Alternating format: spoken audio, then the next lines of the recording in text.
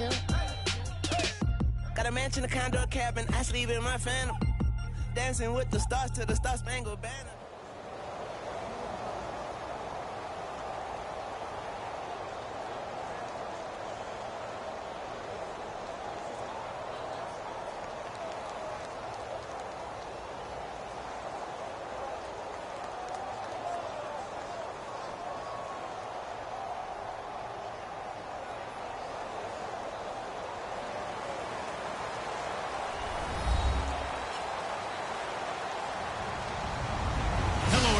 I'm Larry Ridley.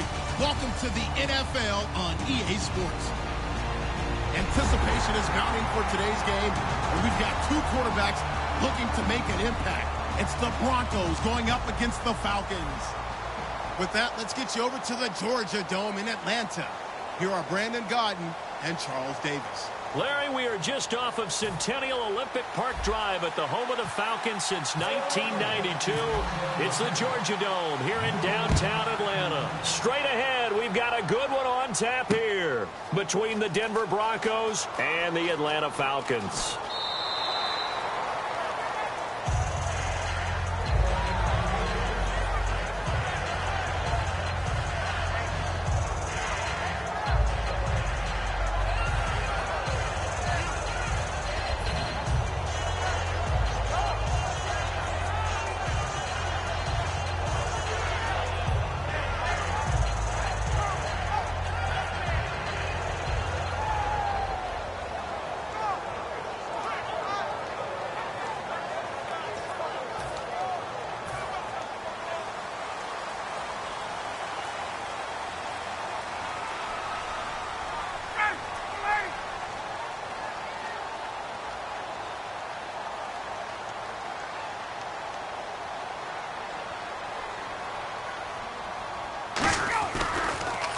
They'll run for the first time with Devontae Freeman. And he's going to get about 7 yards on that one, up to around the 33. And when you watch Devontae Freeman run the football, you can almost close your eyes and hear him running the football, can't you? Because people just scatter. I mean, you know, when he goes through a pile, it moves in a positive direction for him. I just love how hard he plays the game. 1,000-yard season. He had 11 touchdowns last year. In March, 25 years old. So he's kind of hitting that sweet spot for a running back, isn't he? He really is, and I still remember the evaluation of him coming out of college. He does everything well, but you weren't sure he had a dominant trait. Well, wrong about that. He's dominant just about everything he does, and I think that he's going to continue to elevate his game and seek a third Pro Bowl in 2017. 3rd and 2, now Ryan. And he dropped it. Now it was tipped, altered the ball a little bit, but he dropped it, and now 4th down. Well, we're not playing 3 yards in a cloud of dust football anymore. I kind of get why those old school coaches sometimes didn't want to throw the football, because if it's popped up in the air, it almost turns into slow motion, and both sides trying to get to the football, and you're holding your breath wondering whether it's going to go good or bad for your team. Here we go on 4th down with Ryan. He goes underneath to Freeman. And he's taken down at the 43, but not before picking up the first. I don't know if I agree with that. I guess they don't care if I agree with that. But, boy, you have to be surprised by that, right? I definitely was surprised that they decided to go for it in this situation.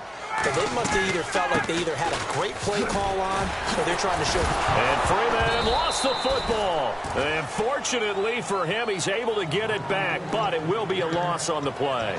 All I can say about this play is that someone's living right. I mean, he's trying to gain yardage, trying to get upfield. Ball comes free. What's that panic that we've talked about oftentimes that you feel when you lose the ball? You can sense it. Oh, you can sense it. And somehow he got to it and was able to recover it for his squad. He's going to flip that out to the flat. It's complete.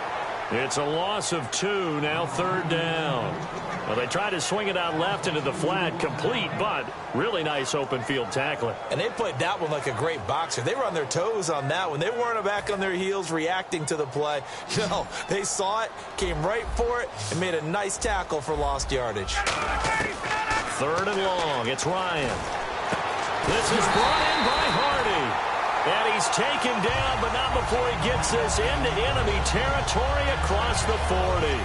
He went full scale, loose, flexible, finding a way to catch the ball in some traffic for a key first down. Yeah, really a nice job of adjusting to the ball in the air. Not the most accurate of throws, but able to adjust and make the grab.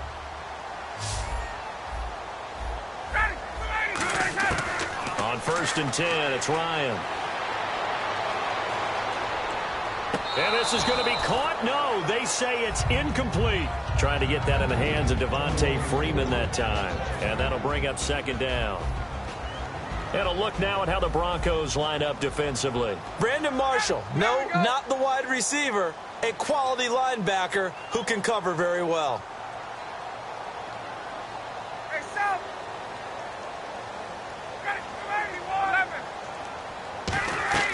Off the play fake to Freeman. It's Ryan. And that is incomplete. He was looking for Mohamed Sanu there. And that'll make it 3rd down.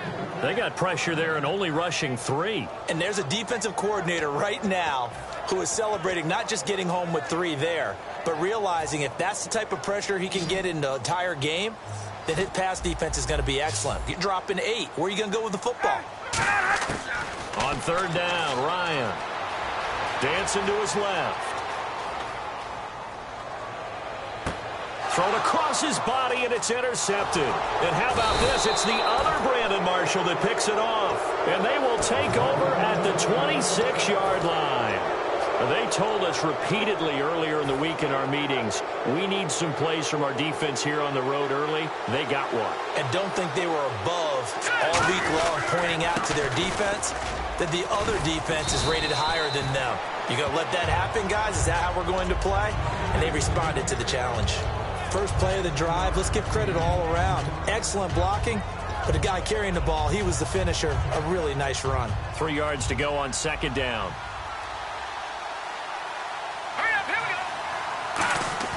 On 2nd down, here's Simeon. Green with a catch left side. And he'll be brought down shy of the 40 at the 38-yard line.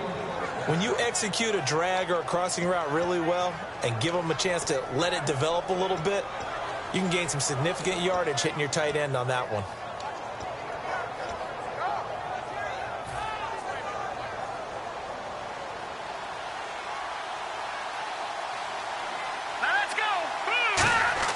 Simeon on 1st down. Sanders has it over the middle.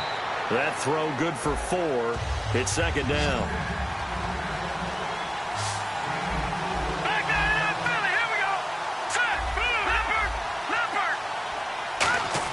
Here's Simeon now on 2nd down. On the right side, caught by Green. And taking it across midfield and inside the 45. A good gain of 14 there, and it moves the chains. That coaches always harp on the quarterback reading the defense and getting it to the open man. That's good recognition there. And how about what he did after the catch? Yeah, hit your tight end, let him get some rack. Yeah, but when he gets moving, not many guys want to come over and put a hit on him, do they? Just a yard on the 1st down carry, so it's 2nd and 9. And here we go. We get to see the Falcons again on offense, a crew that last year scored 540 points, tied for 8th most all time. But my question is this, such a crushing Super Bowl loss in the offseason, does that set you back big time, or does that fuel and feed you momentum-wise going forward? It should fuel and feed you momentum-wise going forward, partner. That's exactly how it's supposed to react, and that's what you'll see in the Falcons locker room in the entire offseason. They'll talk about finishing, unfinished business, things of that nature. But we have seen where teams have not recovered from it. Remember the Rams? They got to a Super Bowl, got beat by the Patriots, didn't get back there again. The Broncos in 2013, number 1 offense, number 1 scoring offense.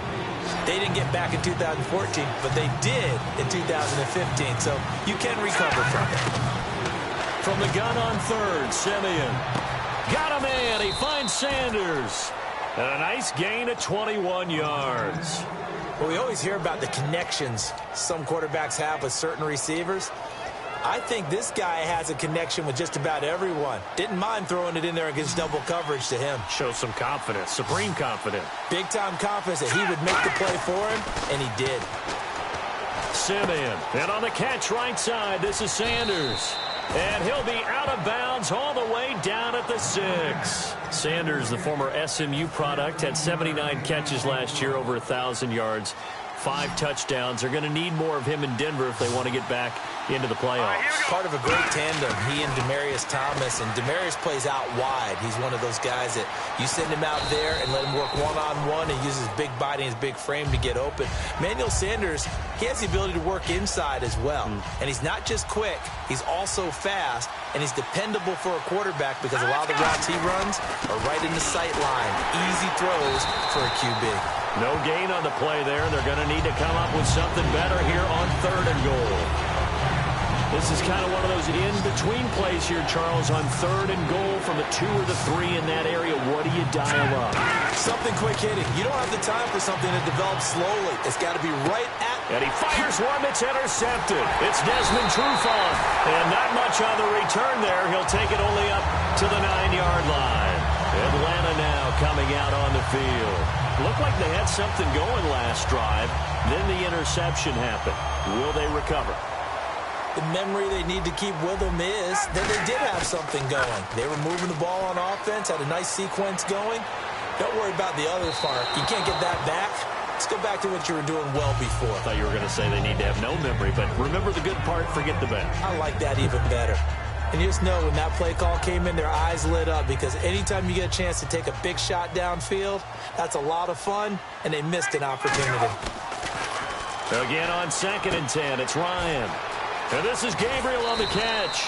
And they'll get 9 there as that sets him up better for 3rd down. An ex-teammate used to tell me all the time, I hate experienced quarterbacks because no matter what, you really can't hide what you're doing. And I think that right there, he knew right away where the blitz was coming from, where his primary guy was going to be, and he ended up going to a secondary target for a nice game. I was just going to ask you, that wasn't the primary target. He's so good at that, isn't he? I think he knew right away that he wasn't going to get to his primary guy. I think he read that as soon as he got to the line of scrimmage, knew where the pressure was going to come from, and said, I know how to beat that, and that's what he did. 13 yards there on the pickup, and the Falcons are going to get a first. And a new set of downs here after picking up the first on the ground. Absolutely love the run right there. This guy's known for his quickness, but also for his speed. He's able to get to the 2nd level almost before you blink if you give him any type of blocking. I always talk about slot receivers, and they're usually known as quicker than fast. In this case, we've got a guy who's quick and fast, and he used it to great advantage. 2 minutes remain in a scoreless first half. We're back to Atlanta right after this timeout. This is Freeman on 1st and 10. And he loses the football the 2nd time. And his guys will take over at the 25-yard line. Here's the Denver offense now as they get set to take over.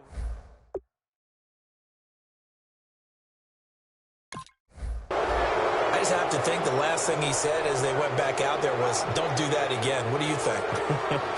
What do you think? Yeah, I think that. I think that not only did he say that, but he also told him, let's put it in the end zone that it's supposed to be in, all right? The end zone we're trying to score. I know we're being a little bit facetious here, but the bottom line is take care of the football, and everything else should flow from there. Quick lesson, never ask the play-by-play guy a question. Hey, you're my partner. I know you're right there with me.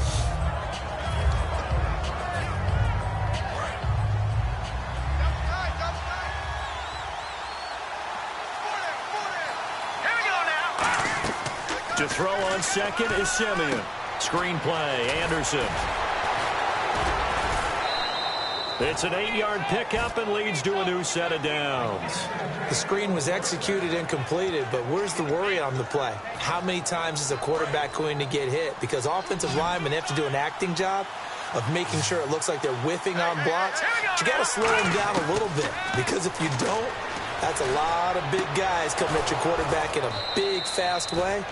And, boy, he can get hurt. Well, the bad news, the Denver Broncos didn't make the playoffs, but the good news for Demaryius Thomas, he was over 1,000 yards again as a receiver. 6th straight year he's done that, but yards per catch and touchdowns down a little bit. Any of that due to the change at quarterback? Think about it. For him now, in the last 2 seasons, he's had to get used to 4 different quarterbacks throwing him the football. I think that yards per catch will go back up when he gets some consistency. And plays like that really hurt play calling. They had a really nice gain on the previous play, but gave about half the yardage back on the sack. Excellent pressure up front. Nowhere to go with the football. Down he goes. Back to throw, Simeon. Over the middle, it's Thomas. And he'll be taken down, but not before getting this inside the 30. Now hold everything here. We're going to get a timeout by the offense. It's just their first, so they'll have 2 remaining here before we get to halftime. First down. Here's the run with Anderson. And able to push his way forward here for a good little gain. It's a 6-yard pickup, and it gets him to 2nd and 4. And they're going to hurry back to the line now. This drive is turning into an extended one, and the guy carrying the ball, he's becoming more. Now whistles come in. We're going to get a timeout here by the offense. So that means they're down to 1 remaining here as we head toward halftime. Here's play number 7 on the drive. This is 3rd and 7. Throwing on 3rd down, Simeon. Looking left side and completing it to Thomas. The completion good for only 6, and that'll bring up 4th. So they won't get a touchdown, but here's a chance to at least get 3 to end the first half. From the left hash, this from 34. And McManus able to put it through. And the Broncos, the first to grace the scoreboard. It's 3-zip. So they get the field goal here at the end of the second quarter and take the lead into the lockers. And isn't that what every team wants to do? Right at the end of the half, put points on the board and go into the locker room feeling a lot better about themselves. First half in the books. You're watching the NFL on EA Sports. And we welcome you back now. Alongside Charles Davis, I'm Brandon Gaudin, getting set for quarter number 3 here. So both teams have their marching orders, and we'll get going again here in quarter number 3. That'll be taken in the end zone. And he will be brought down here at about the 17-yard line. Here comes the Broncos offensive unit here as they'll have it first to begin this 3rd quarter. They have the lead. Now they'll be looking for some separation here as we begin the 3rd quarter. I like the way you term that because now I think they go a little bit deeper into their playbook. They like what they did in the first half. That worked okay. But in order to get the separation that you just talked about, change things up a little bit. Change your tendencies, try and hit them a little bit more with some things they didn't see in the first half. We'll see if they do just that. In recent years, the slot receivers really gained stature in the NFL because they can do so many things. Yes, they can line up wide like your normal wide receiver, but to have that kind of courage and toughness to run routes in the middle of the field and become dependable targets for their quarterbacks and move the sticks, those guys are worth their weight in gold. Simeon on first down. Oh, incomplete. A turnover would have really helped there. Almost intercepted. Instead, it's just 2nd down. All right, different topic here. 2018, the Super Bowl, traveling north, far north to Minneapolis. Early predictions for that one. Who you got? Well, you know, everyone's still waiting in the NFL for a home team to play in its home stadium, right? So could the Vikings be that team? I'll start in the NFC, and I'm going to say no. I think Seattle, starting to get near that maybe last run with their defense. Earl Thomas returns. I like Seattle coming out of the NFC. How about you? Well, I'm actually going to take a Dallas Cowboys NFC title run. I think that they came so close this year, probably most talented going into next year. I like that one. Well, in the AFC, I'm going to go with a team that if they improve their defense and their quarterback stays healthy, they could be that team, the Oakland Raiders. Okay, I'm going dark horse. Cleveland Browns. Let's go. Hey, from worst to first. And he comes back with one complete. And he's got the first down before.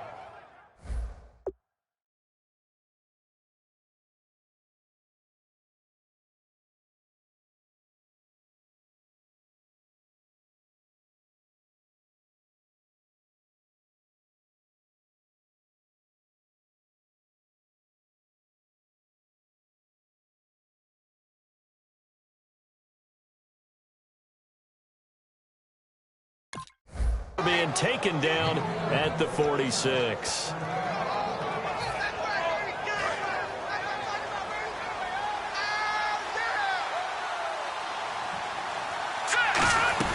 They'll run it now out of the gun. And he's going to be met at about the 43. It's a pickup of 4, and it'll bring up 2nd down. Not a run that you're going to write home about, but still a good first down run. That's what an offense calls staying on schedule. 3 to 4 yards on first down, you're set up very well for the rest of the drive. Let's go! Here's Simeon now on 2nd down. And incomplete. Demaryius Thomas, the intended receiver, and it's 3rd down.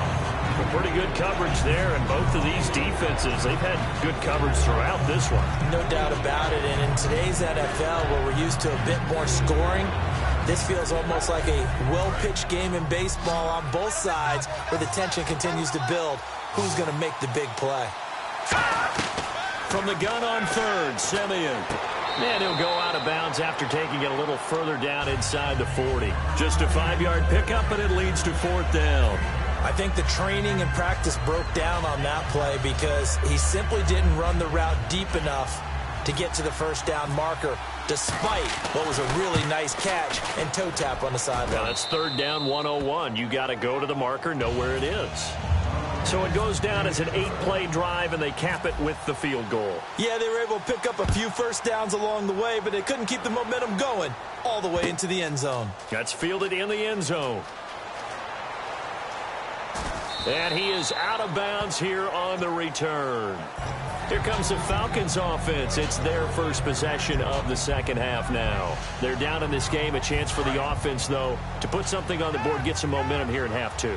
Try and get things kick-started for them. And you know at the half, they discussed how they were going to get that done. This is where scripting comes into play a lot of the time. How many plays do you script coming out of the second? Most of the time in the first half, you're scripting 12 to 16. I think in the second half, you're really scripting more like 8 to 10. Kind of a starter or an opener, whatever terminology they use. Just something to get you off to a quick start.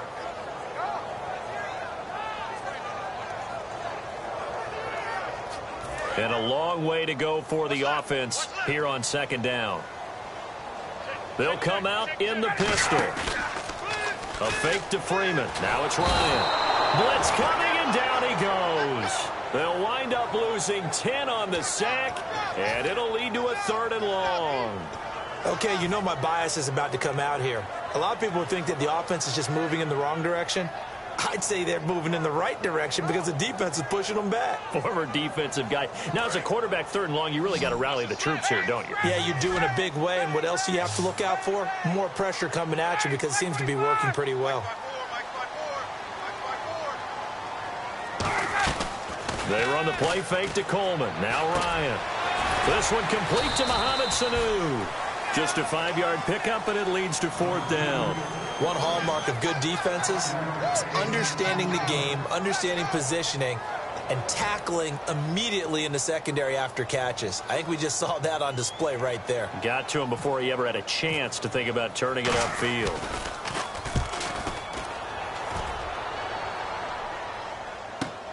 Fielded just inside the 30. Officially, that'll go as a 52-yard punt. Not too shabby. And it'll be 1st and 10 Broncos from deep in their own territory. And Denver getting set to take the field. And fortunate to get points on the board last time. They had to hit a really long field goal to do so. The kickers in today's game are so good and so skilled and hit from distances that we almost start to take them for granted. And we can't do that. That's a long field goal that they got 3 points out of.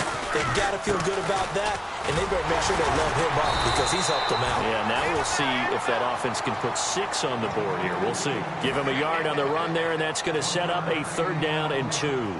Tough day, tough sledding right there, and it's been that way the entire game. Not a whole lot of room to ramble for him. Yeah, you're right. It's been that way all afternoon. Didn't get a whole lot better there. They come out here in the eye. 3rd and 2, Simeon. And on the catch right side, this is Sanders. The completion there winds up a wash, and it'll bring up 4th down. So they go pass on 3rd and 2. They complete it, but no gain. Should they have tried to run it? I thought that running the ball in that situation is what they would have done because at worst case scenario, you may bring up a 4th down decision for your team. Instead, now, they're not close to the 1st down.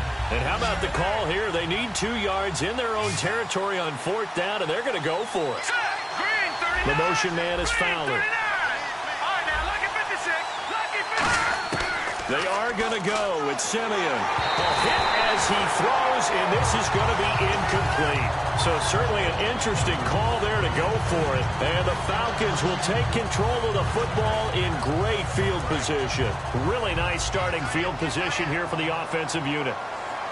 They come up in an offset eye. Throwing now, Ryan on 1st down. And this is caught at the 8. 22 yards on the pickup there. And the Falcons are going to have a 1st and goal. He had time, was able to survey the field and find a soft spot in that zone coverage. And that's where it gets difficult for a defender. And he is into the end zone for a Falcon touchdown. Devontae Freeman, a 6-yard touchdown run. And the Falcons are an extra point away from moving out in front. And this one through the uprights and good. Now after the touchdown, it's Bosher to kick it away. This fielded a few yards into the end zone. And last year that would have been a net gain of 5 on the return. This year he stopped where he would have been if he had taken a knee. And that's at the 25.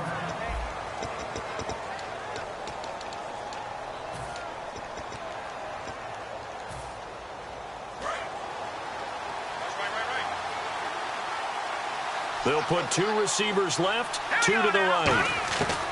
Now a 1st down throw, Simeon. Norwood's got it, complete.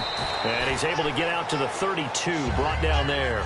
7 yards, the pickup on the pitch and catch.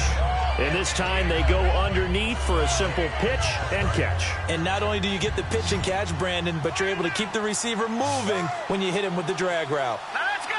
Green 39. On 2nd down, here's Simeon. Left side here to Sanders. They get 9 out of that one, and as a result, the drive continues.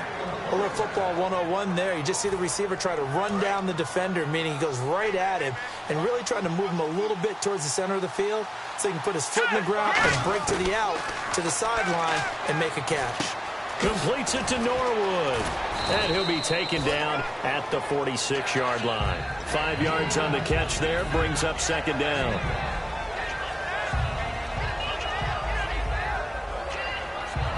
So they complete the pass, and now they face a 2nd down. Play fake to Anderson. Now Simeon. Oh, hit as he throws there, incomplete. He was looking for Jordan Norwood that time, and it's 3rd down. Well, that plays a statistic that's going to go on the defensive team stat sheet. Won't necessarily reflect in ours, right, the overall game sheet. But you and I know that they keep count on pressures, hits on quarterbacks, all those things, hoping to increase that throughout the game. And here we are in the 4th quarter, and they got a big one. And such a close game, a very big one.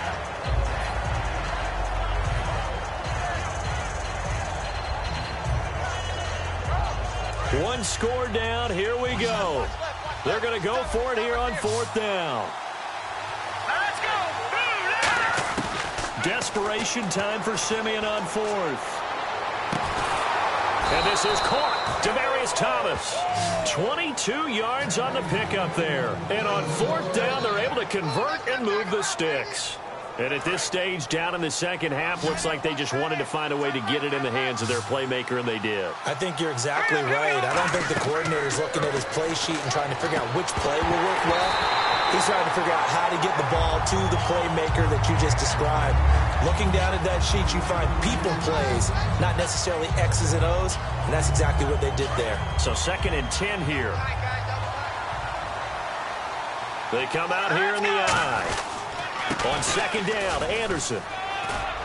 And he's going to get this down near the 20-yard line. A nice pickup there, 10 yards, and it'll move the sticks. Well, so much for him being bottled up throughout the day. Finally finds a way to break through and get a really nice gain. The defense had felt great about what they had going. Now they've got to turn their attention to getting it back in that direction. Can they bottle him up again? Because I'd say after that run, confidence is pretty high for him. So he got free of 1 tackle but couldn't do a whole lot else. 4 yards on the pickup, and it'll make it 2nd down. And a nice gain and a broken tackle along the way, and really we shouldn't be surprised, should we? That's what runners do, especially the best ones. They break tackles and gain extra yardage. To throw on 2nd is Simeon. That's going to be caught at the 10-yard line. It's a 10-yard gain there, and it sets him up now 1st and goal. Completion was given up, but that's why you play zone defense, so that you can have people around the ball when it's caught, and you don't give up much run after the catch. From the gun, here's Simeon. And that's caught. Did he stay in bounds, though? He did not. Ruled incomplete. out routes are always timing routes. And if the timing's off just a little bit, it can really throw off a play. It looked like he led him a little too much there. Yeah, there was a fraction of a second because he caught it, just couldn't stay in bounds. And now it's 2nd and goal. Here's Anderson. It'll be a minimum pickup, and it will take us to the 2-minute warning. Time for a break. We'll come back for the electrifying conclusion after this. And if the defense can hold here, this ball game is over. And they're thinking more than just holding. They're thinking about a takeaway to finish things off. He's back to throw. Drops it underneath for Booker. And he's able to get it down to the 2-yard line. Give him 2 yards on that play. And that will bring up an interesting decision here on 4th and goal. And now a timeout defensively by the Falcons. It's just their first. They've got 2 more to use here in the final stages.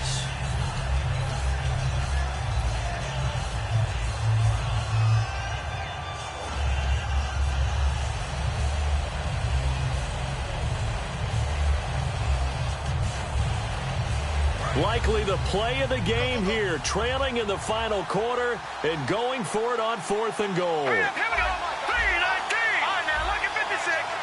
The motion man is Fowler.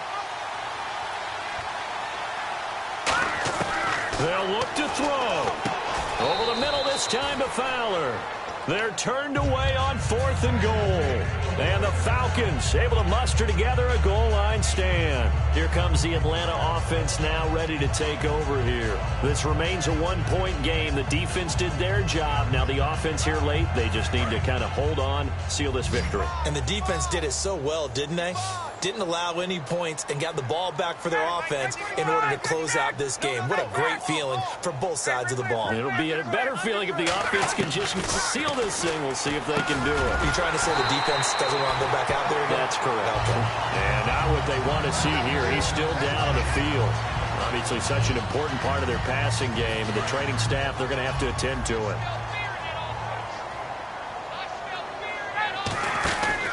They'll eat some clock with Freeman. And nothing doing. He's immediately taken down at the line of scrimmage. That's going to go as a loss of... And the offense there, the O-line, everybody really on offense, they were just manhandled at the point of attack. Yeah, you could pretty much call them all out, couldn't you? Almost by name, right? That was a very tough sequence for the offensive line. But how about that defensive front creating a new line of scrimmage and creating a lost yardage possibility? Oh, look at this. Ryan's going to throw it. And he can't get a throw off. He's taken down. What a huge play at this point in the game. And now the Broncos will burn another timeout here. That'll leave them with just 1 remaining in this 4th quarter of play.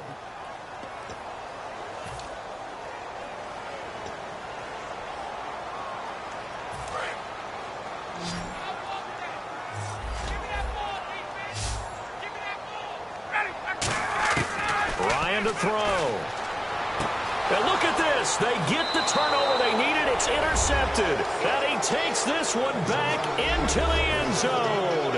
And the Bronco defense has a touchdown. Short throw, pick 6 right there. Those linebackers, they love when those short throws come and those eyes get real wide, don't they? How about the anticipation on the play? Reading, reacting, and then the ability to catch the football and take it in the opposite direction. So they'll get another shot on offense following that pick 6. And now the kick is away. This will be taken to the back of the end zone.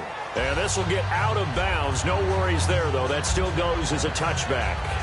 Atlanta now coming out on the field. They're down here in a 1-score game. But the time, it's a factor, but it's not a huge factor right now, is it? It's really not, because this amount of time gives them a chance to run their offense, to go through play sequences.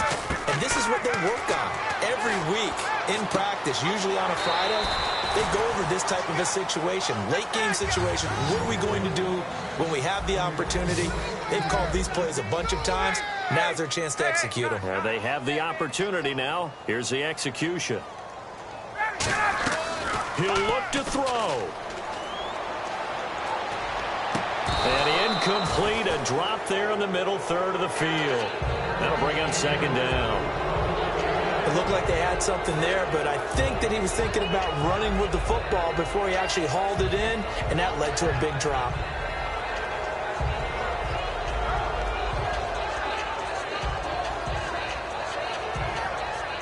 10 yards still left on second down.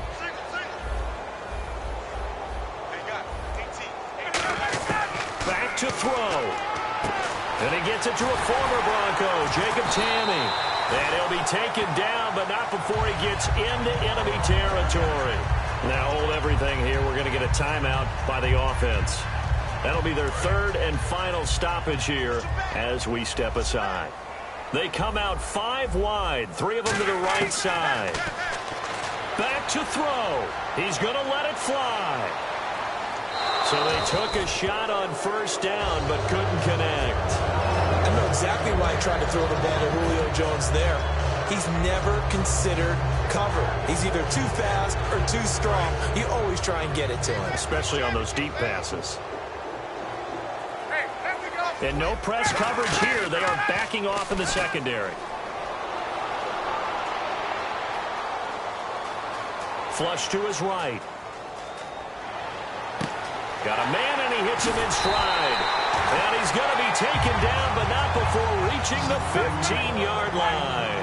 There will always be a place for methodically marching the ball downfield. But when you can pick it up in big chunks and strike like that, have explosive plays, that's often the difference in winning and losing. Those types of plays that can knock a defense off balance, that'll drive a team towards a victory. After all the preparation, all the practice, a play like that will actually break your heart. They had everything they wanted, just unable to complete it. In the end zone, a big-time drop. Second down now after the incompletion.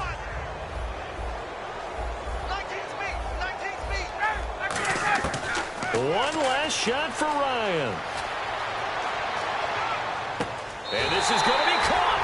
It's caught.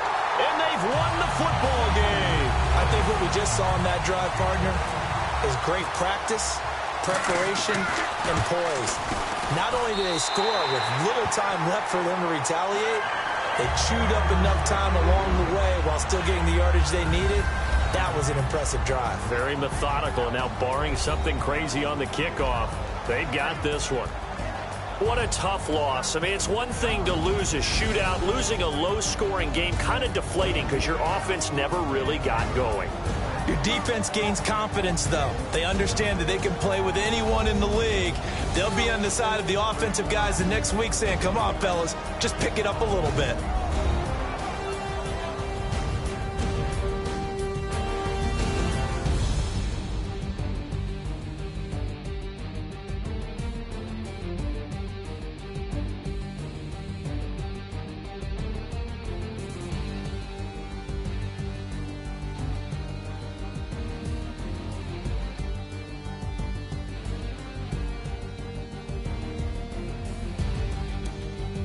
That'll do it for us. For Charles Davis and all our hardworking crew, I'm Brandon Gaudin. You've been watching the NFL on EA Sports. For more, find us on Twitter at EA Madden NFL. It's a win for the Falcons here as we say so long from Atlanta.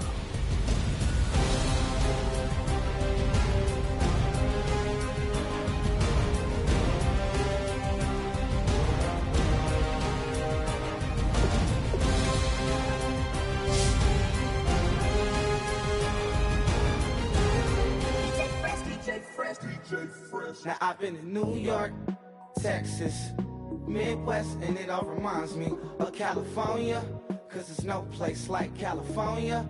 California, A-A-T-L-M-I-A-D-M-V,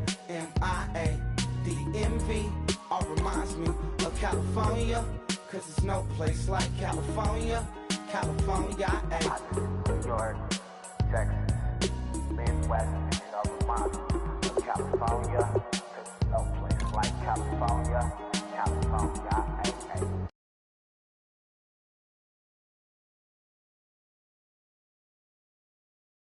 The Machiavelli, left the kids on the belly, left the vid on my celly. She ate like spaghetti, I'm hitting gas and Dreddy. Met some killers in Memphis, like they from Oakland. Give me my flowers while I can smell them. Ain't talking about roses, literally I'm lean. Mix it like a bought it in Nashville. Then I woke up in Tulsa, Oklahoma. It's sunny, California, but nothing like Compton. It's more like Calistoga, and it's hot as Arizona. I pop me up Fresno, hard colder than Minnesota in October. Don't interrupt. darling, I'm in the zone. Why does everywhere I go just remind me of home? You know that state of gold with the bed. Them other places come close, but they don't compare. Now I've been to New York, come on, Texas, yeah, Midwest, and it all reminds me of California. Cause there's no place like California. California, A-A-T-L-M-I-A. D-D-M-V, all reminds me of California. Cause there's no place like California. California, California, no place like California. fresh off a flight to Boston. Got a BZ in Maryland that I pipe too often. Headed right to Austin, most likely flossing. Type exhausted, high as a forklift. Handful of goons out in Colorado. Any given afternoon, you can catch a hollow. Honestly, it's the same out in Richmond, Virginia or California. Either state, you can get it. I done seen everywhere from Russia to Delaware. Trust me, I'm well aware. Barcelona to Bel Air, Petty to the Detroit. Don't tell him he saw how heavily he balls. Every project, every seashore. And I ain't content trying to see more nomadic. I probably wind up alone. All it takes is a melody to remind me of home. Now I've been to New York, Come on, Texas, yeah, Midwest, and it all reminds me of California. Cause there's no place like California. California, A-A-T-L-M-I-A.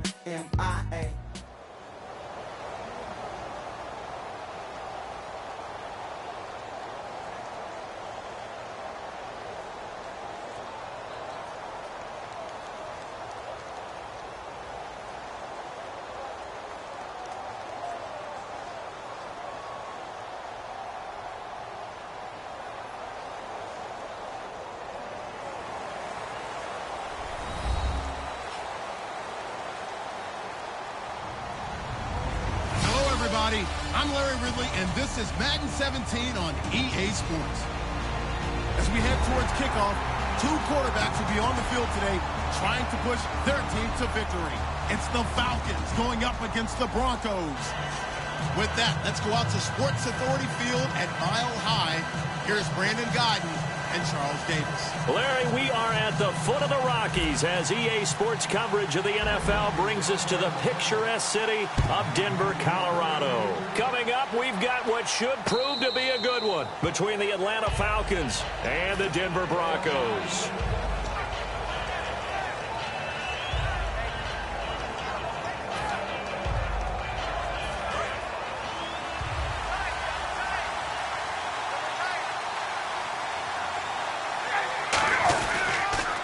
They'll try and run for the first time with Freeman. And he got blown up on that play. Back at the 20. So a loss of 5, and it'll be second down. I saw Von Miller in college at Texas A&M, and all I kept hearing about was his speed off the edge to the quarterback. But what impressed me is balance and his ability to take on blocks and be a force in the run game, as we just saw there. And got his man complete. A very nice pickup of 33 yards. So after that big gain, let's see what else the offense has up its sleeve.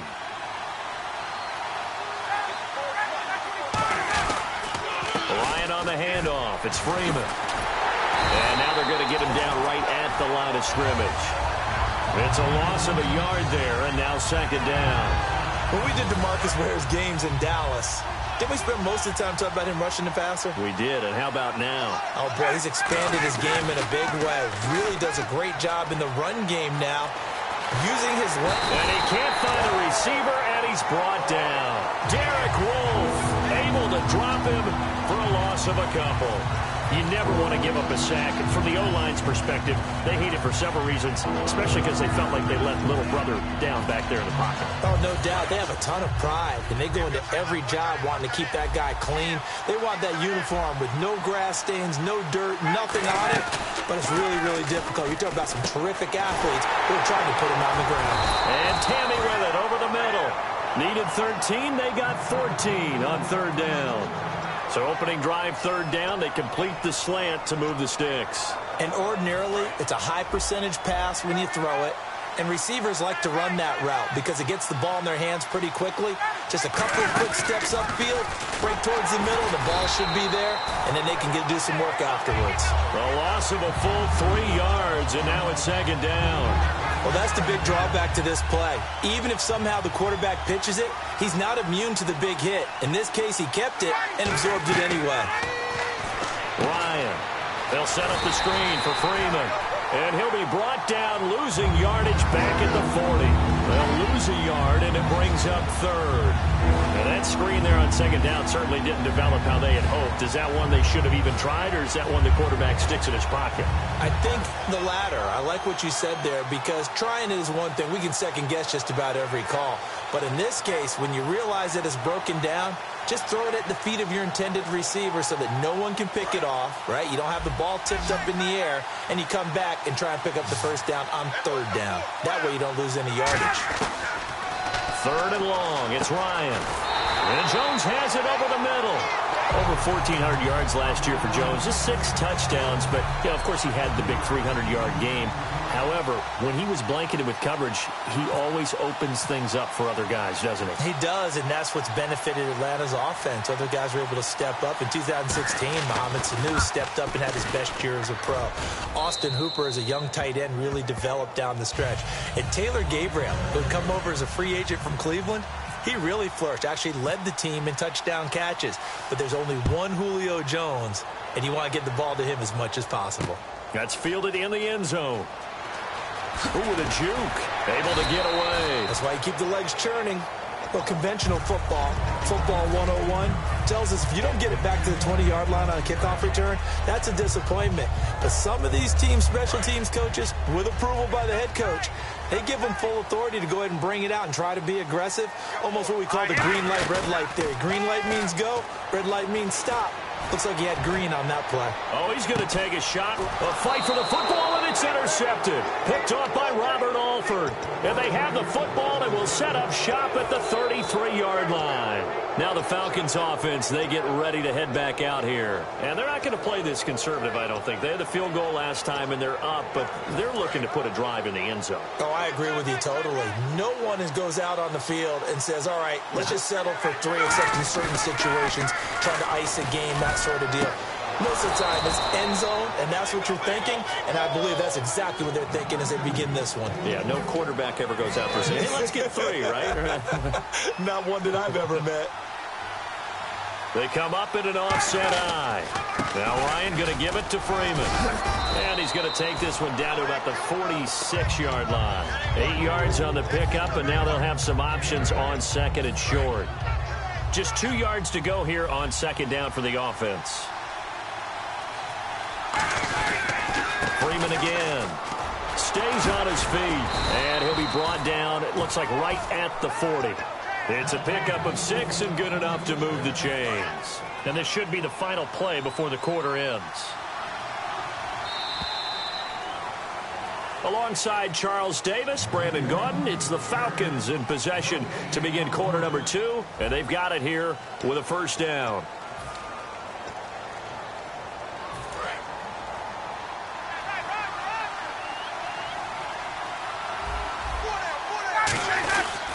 They run. Devontae Freeman.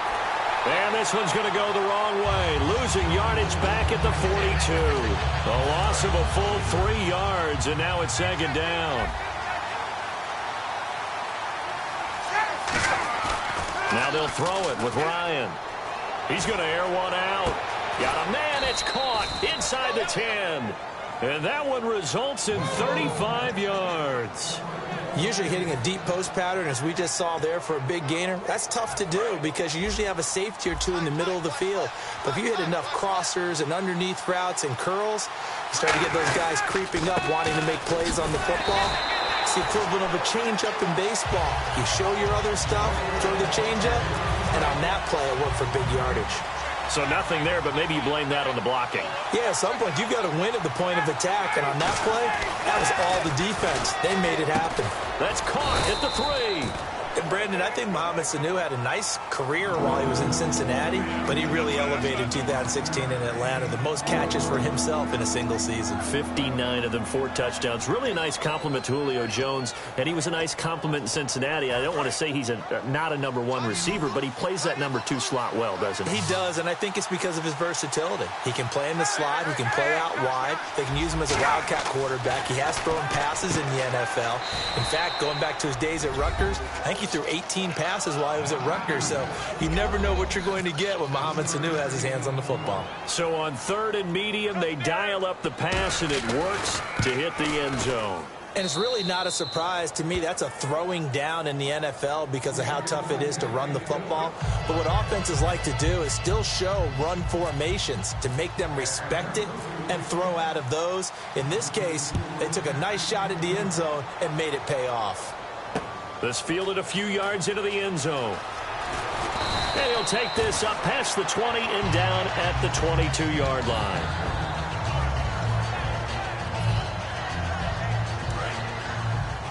Watch left. Tight end to the left. Hey, 4 down. Here we go. They go back to the air here after the INT. Looking for Green, and it's intercepted. A great read, and it's picked off. And the return here will go to the 31-yard line. Atlanta now coming out on the field. And that recipe on their last drive that resulted in a touchdown looked pretty good, so they'll be hoping to do that once more. It takes me back to when we sat with the offensive coordinator and the head coach. They felt pretty good about their game plan and thought there were some holes in the defense, and they exploited them the last time out. Let's see if they can come back and put together a similar drive. And we'll see if they can do just that. 2nd down following the run. Some runs are blocked so well, you almost forget that someone has to carry the ball to gain the yardage.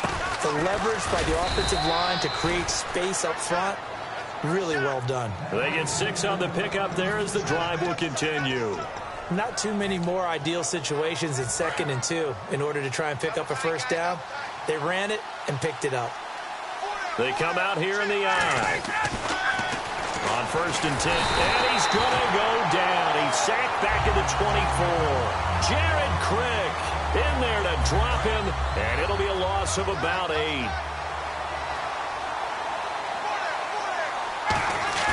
Now Ryan on 2nd down.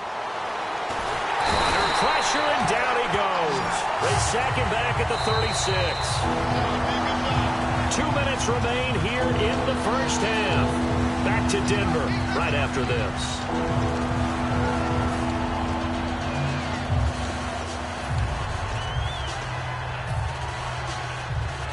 Second down, sacked by the defense. What type of pressure will they bring here on 3rd? We'll see.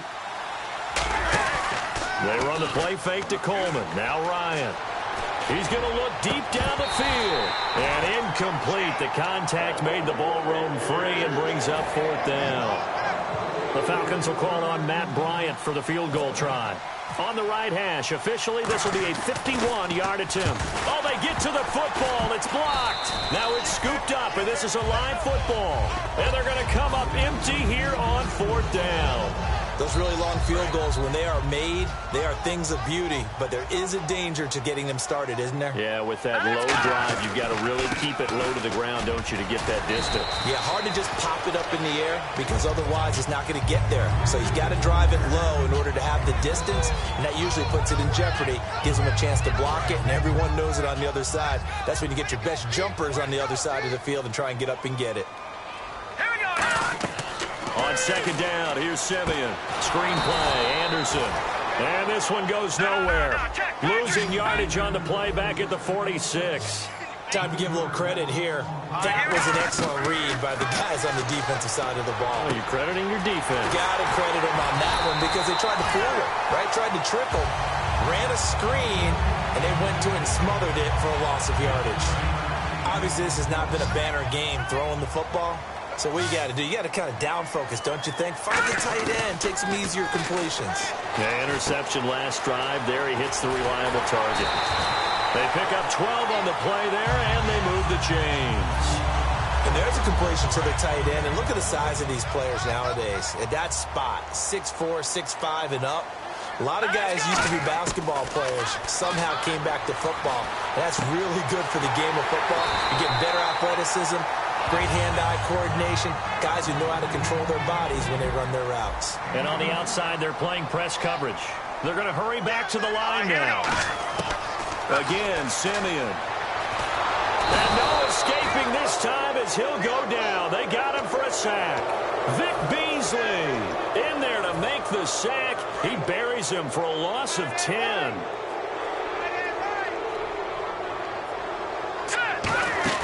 Play fake to Anderson. Now Simeon. Escaping the pressure right. And I think the ball's out. On plays like this, when the ball comes free, it's often unusual for the team that lost it to get it back. Because this is a quarterback. The ball gets away from him. Everyone else is trying to execute what they're supposed to do on offense. They're usually looking in the other direction, downfield, or have moved away from it. In this case, though, a teammate is able to come up with the ball. Now whistles come in. We're going to get a timeout here by the offense. So that means they're down to one remaining here as we head toward halftime. And McManus able to put it through. And they get themselves on the board here. It's 10-3. So a field goal here. They're still down, but they put a dent into that lead before the break. And that's got to feel good because now they've seen that they can put some more points on the board, and that gives them a whole second half to get back to where they want to be, and that's in the lead. Atlanta now coming out on the field. And from this spot in the field with the clock where it's at, you think we're just going to see a knee and that's it? And I think in this situation, that's the proper play. But we do know there's some risk takers out there that may want to take one more shot before the clock runs out. Going for the deep ball. And this will be incomplete. 1 second left to go. Well, partner, I guess that answers the question about whether they're going to sit on it or not. It does. Now we'll see if they try that again. Yeah, I think what we find on plays like that, when you take that shot, if you're unsuccessful, then you go way more conservative to finish the half, you know? I think that's the way they'll go. Surveying the field. Well, this is taken in. It's complete. And he'll be taken down, but not before he gets into enemy territory. So we've hit intermission. It's halftime. This is the NFL, and it's a presentation of EA Sports. Both teams appear ready for the fight ahead, and we resume action here in quarter number 3. And a fair catch signaled for and taken successfully. Here comes the Broncos offensive unit here as they'll have it first to begin this third quarter. They're down here, but very much in this game. What's the tonality of a coach's talk when a game is within striking distance like this at intermission? Typically, what they're doing is emphasizing the things that went well in the first half and wanting more of that. Sure, you've got to go over some of the errors and clean up some things because there's a reason you're down. But overall, I think they want to stay positive, stay up with this team. We're just starting the second half, and we've got the football. Let's go ahead and punch it in, and then we'll take it from there. See how that recipe works. Norwood in motion. Simeon on first down. Pass incomplete. Little lull in the action here to go over an offseason storyline that's kind of interesting. L.A. a couple years ago, they have no teams, and now they're going to have 2 with the move from San Diego to L.A. What does that mean for the league and for the Chargers? It seems like an easier transition, doesn't it, than St. Louis when they moved back to Los Angeles. Less culture shock. Less culture shock, less, obviously geography, the whole deal. But it's a transition that still is not going to be easy. Remember, they're going to go play in a soccer stadium, essentially, for at least the first couple of years before they share a stadium with the Rams. So that changes things. Obviously, trying to create an identity in the market they haven't been in a long time. They began as the Los Angeles Chargers, but only played 1 season as such. And he eventually goes down, but not before reaching the 30-yard line. Now, that play will end up on the highlights, and you'll see it all over the place. But what you won't see, the offensive line that bought the extra time, that allowed for the big completion downfield, those guys made that play possible. And he's brought down, but not before reaching the 8-yard line. Give him 22 on that one. And the Broncos are going to have it first and goal. So it'll be first down here after the run.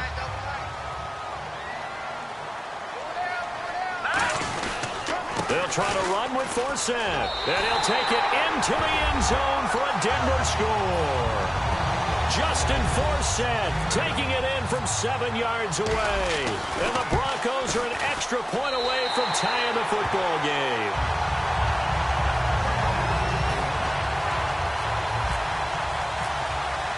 So we're right back where we started, all even as the kick's away.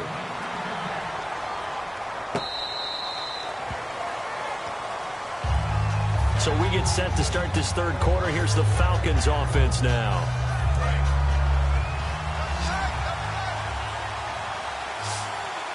They come out here in the eye.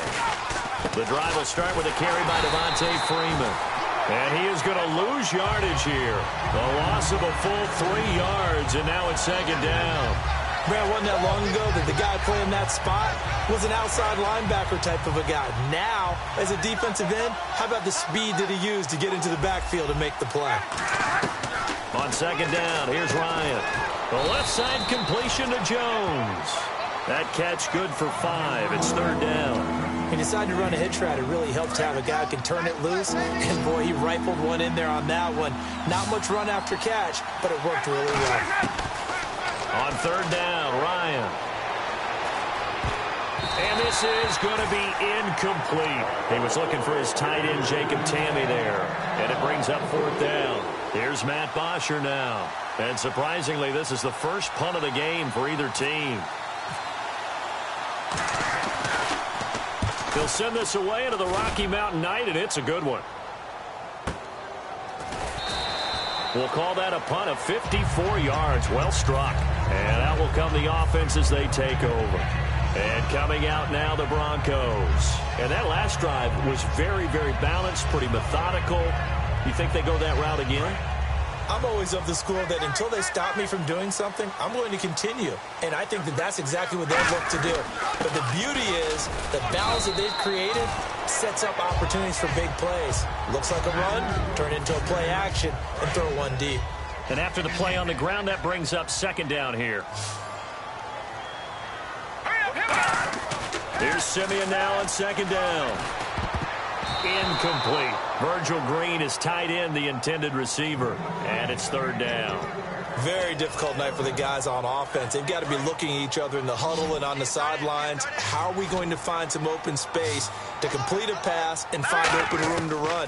This defense all night long has squeezed down the passing lanes, made plays on the football. It's really been a thing of beauty for them. He's got to figure all day long prepping for the game. They had to have talked about it again and again. Squeeze passing lanes, and we'll be in great shape. Now a first down throw, Simeon. And no escaping this time as he'll go down. They got him for a sack. Deion Jones in there to make the sack. He buries him for a loss of 10.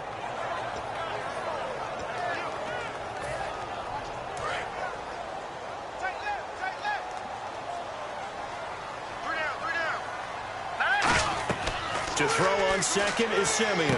Oh, it's a screen pass. That's complete. So the screen good for only 2. Now it's third down. I wonder what was going through his mind when he got the play call. He just got sacked on the previous play. He knows they're coming after him again. A little bit of guts to stand in there, take the hit, and successfully complete the screen pass. Really well done. Now he'll escape to his right. It's caught. He finds Norwood. He's going to go. Jordan Norwood. And all the way home for a Broncos score. Jordan Norwood, 73 yards. And the Broncos have taken the lead. He's got it as they go up by a total of 17-10. After the touchdown, here's McManus now to kick it away.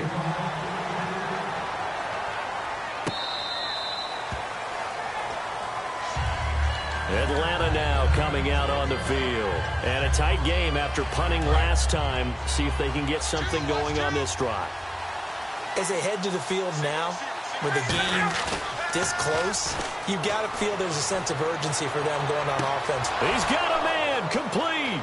20, 10, 5, touchdown, Falcons. Julio Jones, his second touchdown of the night. And the Falcons are an extra point away from tying the football game. And he's able to put it through. So all square here in this third quarter as the kick's away.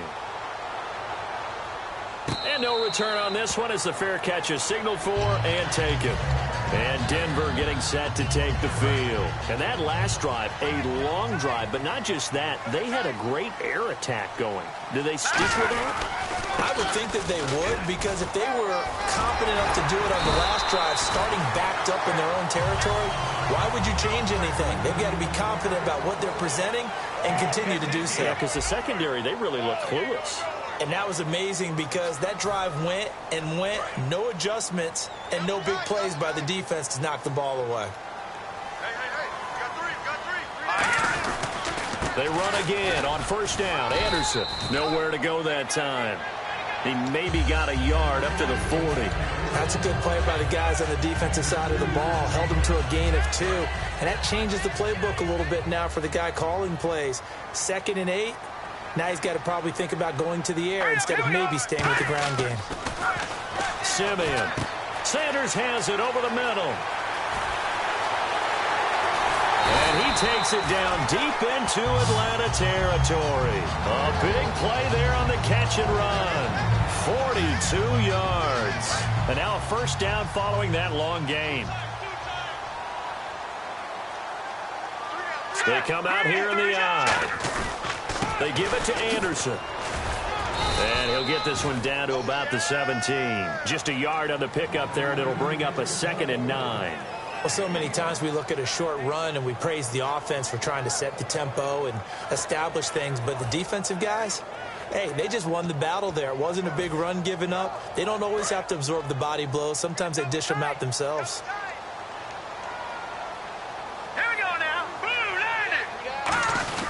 They run it again with Anderson. So a nice job to break the one tackle, but not much daylight after that as he's brought down. Desmond Trufant there making the tackle. Well, I think we know by now that every run is not going to be broken and get all the way to the end zone. But these short ones still have their value. You can still set up your play action and throw the football. You control the clock because you have the ball and they don't. And often the physicality sets the tempo for the game. It'll be a gain of 4. And that's going to make it 4th down. How about a tip of the cap to the defense? They're working against a very mobile quarterback, but all day long they've kept him under wraps. And on that play, they held him to a short gain. Tie game, 4th quarter, and they're going for this thing on 4th down. They'll run for it. Anderson, he can't bring him down. The weight room does work. And he gets the first down yardage he needs before he's brought down at the 6. Brandon, this is why play callers get the big bucks. This wasn't a 4th and inches call. You get into situations like 4th and 3, 4th and 4. You've got a tough decision to make. Very gutsy play here, and they pick up the first down. Oh, the ball comes out on the hit, but they'll say it's incomplete. Emmanuel Sanders, the intended receiver. That'll bring up 2nd down. Not too many things get to a quarterback of this magnitude, but I think it's safe to say that pressure can get to any quarterback. He's obviously a great franchise quarterback, but felt the pressure, threw it incomplete. On 2nd down, here's Simeon. Flushed out right. It'll be a gain of 6, and that is going to set up 3rd and goal. And we have to give credit to him for buying time and extending the play. But, you know, there's some really upset defenders on that one. They thought that they had him. Instead, he was coated in Teflon and got away.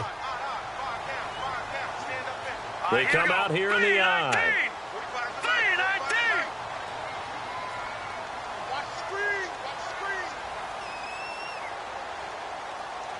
And Simeon's going to sneak it. And he'll get in. Touchdown, Denver.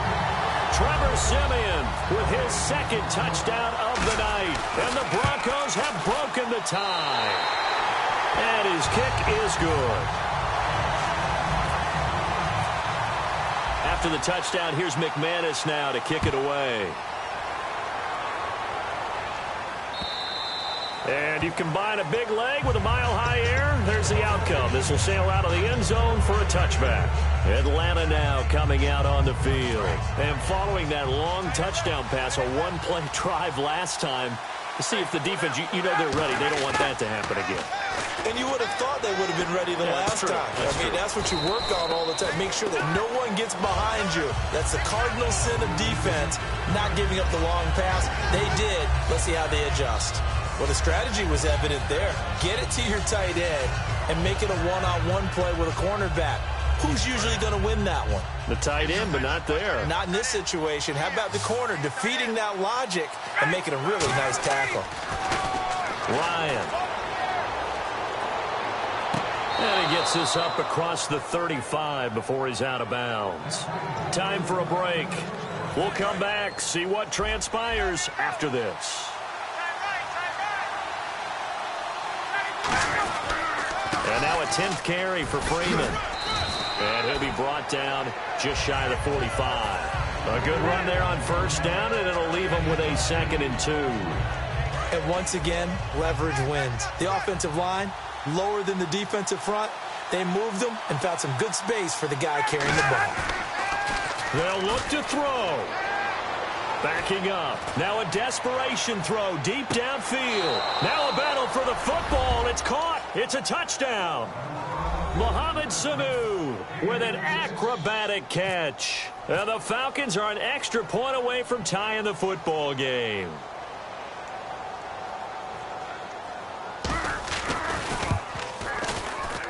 And no sweat. He puts it through, and we are tied here in the 4th. So here comes the kickoff now, all even here in this 4th quarter.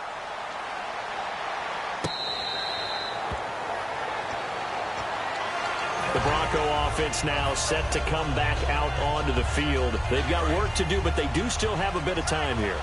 And they've got to feel comfortable with that, but they have all their play sequences called. If they get out of bounds, that allows them to huddle and call another play. But if they don't, it's hurry up to the line of scrimmage and either spike it and stop the clock or continue to move it downfield in order to try and get in range. And all the way home for a Bronco score. C.J. Anderson, 75 yards. And the Broncos have broken the tie. And turning it to the defensive side, absolute deflation. Was it a major surprise? Perhaps. Look at the clock. You've got to think with that much real estate to cover, they're going to have to throw the football. And they crossed him up and ran it. And boy, did they ever. That went all the way. You're exactly right. Not just deflation, but everyone's confused. How did they give up a run of that magnitude in this situation?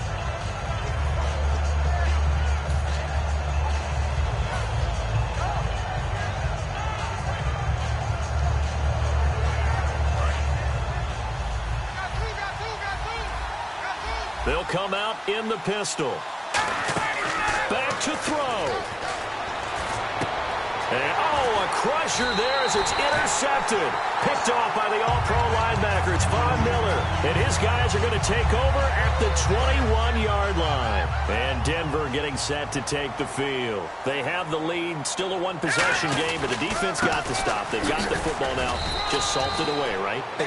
And now a timeout defensively by the Falcons. It's just their first. They've got 2 more to use here in the final stages.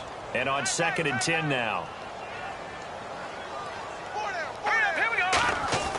That one looks like he'll throw here. And on the catch right side, this is Sanders. And he gets it inside the 10 to the 9. It's a nice pickup of 12 yards, and it gives him a 1st and goal.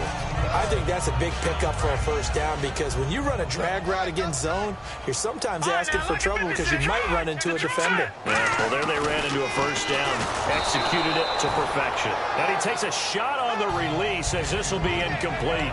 It's a tried and true formula, and I don't think it'll change for as long as we play football.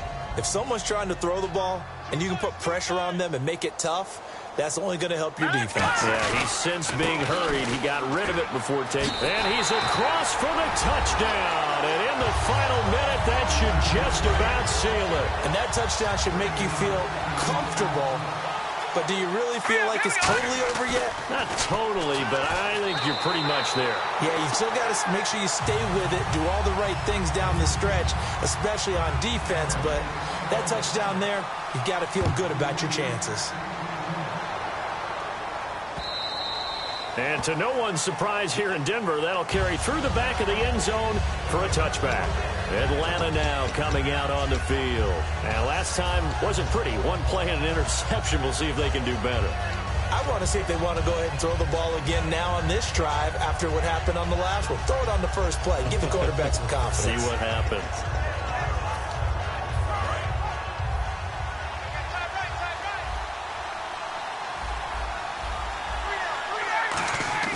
Trying to shake off the interception. He'll look to throw. And his throw is incomplete. I hope I don't sound too rah-rah on that one, but that's the exact right throw. Either your receiver gets it or no one gets it. Give him a lot of credit for being really precise with it. Got rid of it. No one got it. Again on 2nd and 10. It's Ryan. And this is Gabriel on the catch. And he's finally taken down, but not before getting across midfield and across the 45-yard line. Well, we haven't been shortchanged on offense. Another fun play to watch there on the deep pass. This game has the feel of, what, a turkey bowl, a Thanksgiving day. You know, when we get together this year, when the Davises and the Gaudens get together, that's what our playbook's going to look like. Like they're drawing them up in the dirt, and so far it's working for both of them. The Pro Bowl wideout Julio Jones is intended receiver. And now it's 2nd down. I guess they figure with a guy who is that hot downfield, who knows how to get the ball into the end zone, you throw it up and give him every opportunity, even though that one fell incomplete. Yeah, he's already been in the end zone multiple times, tried to target him again deep there, but unsuccessful. There was no shyness there pushing the ball downfield, but I like the coverage on the play, in good position. And when you have a 50-50 ball, who's going to come down with it? I like the way they made the play, came across, and knocked it away. On 3rd down, Ryan. He's got time. He's going to let it fly. He dropped it. Couldn't hang on in the end zone. So no 6 points, incomplete. All right, they're going to try and keep hope alive here on 4th down. They're going for it. Here we go. It's Ryan on 4th down. Finding time.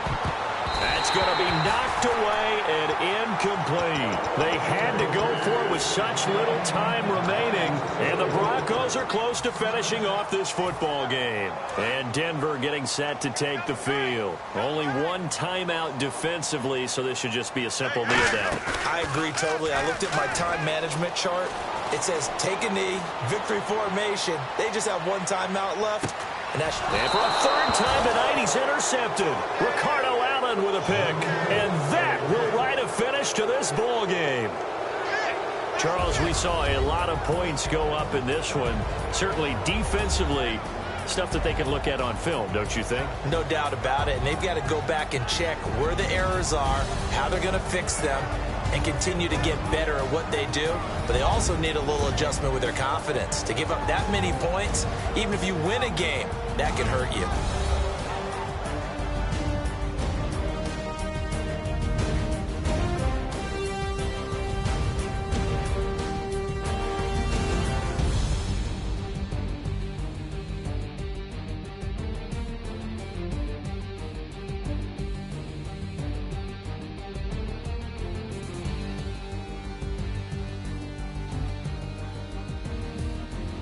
So that'll do it for us. For Charles Davis and all our crew, I'm Brandon Gaudin. You've been watching the NFL on EA Sports. The Broncos are winners as we say so long from Denver.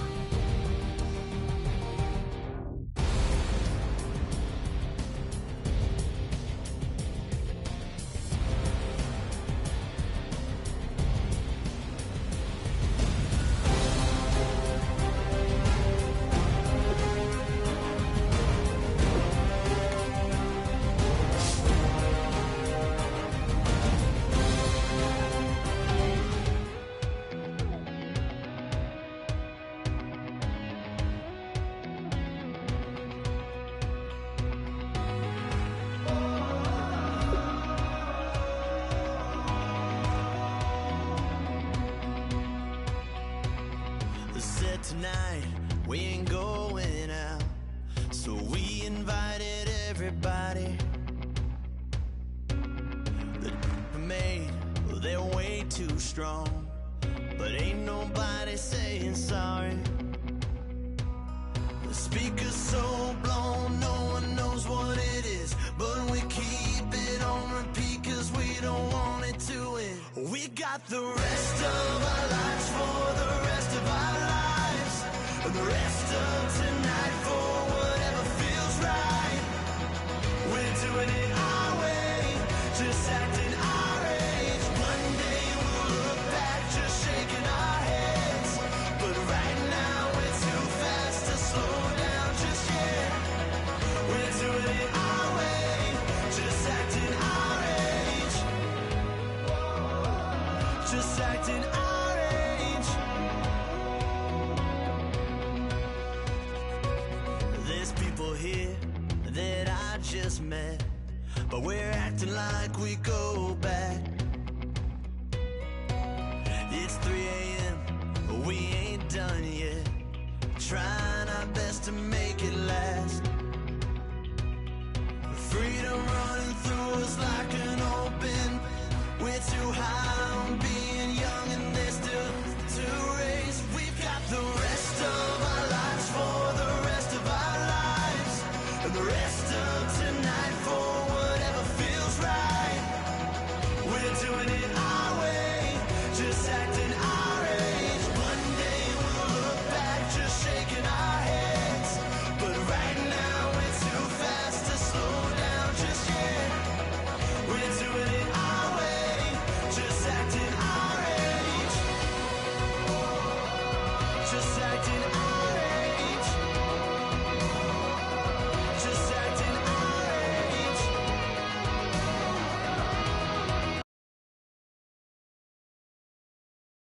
We're too loud, we're too proud, we're too high to come back down. We don't think, we don't plan, we stay as long as we can, as long as we can. We got the rest of our lives for the rest of our lives, and the rest of tonight for whatever feels right. We're doing it our way, just acting our age. One day we'll look back just shaking our heads, but right now we're too fast to slow down just yet. We're doing it our way, just acting our age, just acting our age.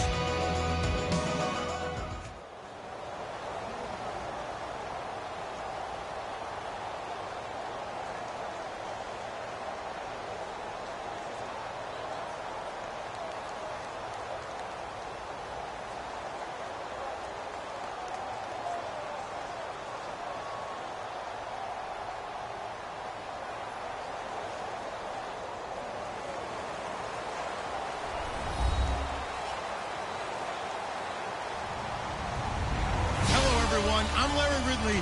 You're tuned into the NFL on EA Sports. Two teams will need their quarterbacks to step up and lead their offenses on the gridiron today. It's the Broncos going up against the Falcons. With that, let's send you to Atlanta now, where Brandon Gaudin and Charles Davis are on the call. Well, there's a new building set to open adjacent to us to the south, but for now, they're still playing football at the Georgia Dome, and that's where we're located here in downtown Atlanta. Coming up, we've got a good matchup on tap between the Denver Broncos and the Atlanta Falcons. And last year, that would have been a net gain of 5 on the return. This year, he stopped where he would have been if he had taken a knee, and that's at the 25.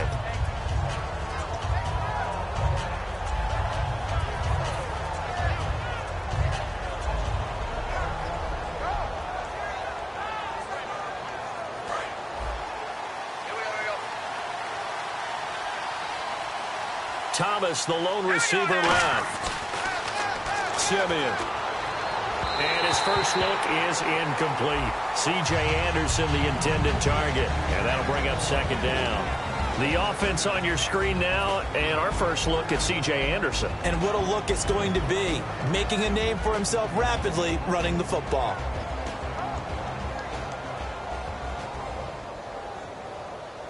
So they're still at the original line of scrimmage here. Second down and 10.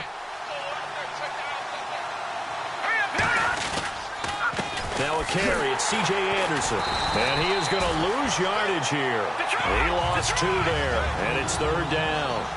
Well, there they went blitz defensively, Charles, and things were paved well coming from the linebacker position. I love the way that you described it, paved well. Oftentimes, the guy who gets home on the blitz, he's going to get all the credit. But his teammates did all the dirty work, right? They ran into people on purpose. They sometimes tugged on jerseys to hold linemen to create space and gaps. And that play finished off really, really well. Well conceived, well designed, and even better executed. It's taken to the 26. 6-yard return after a punt of 48. And it'll be Falcon football as they take possession.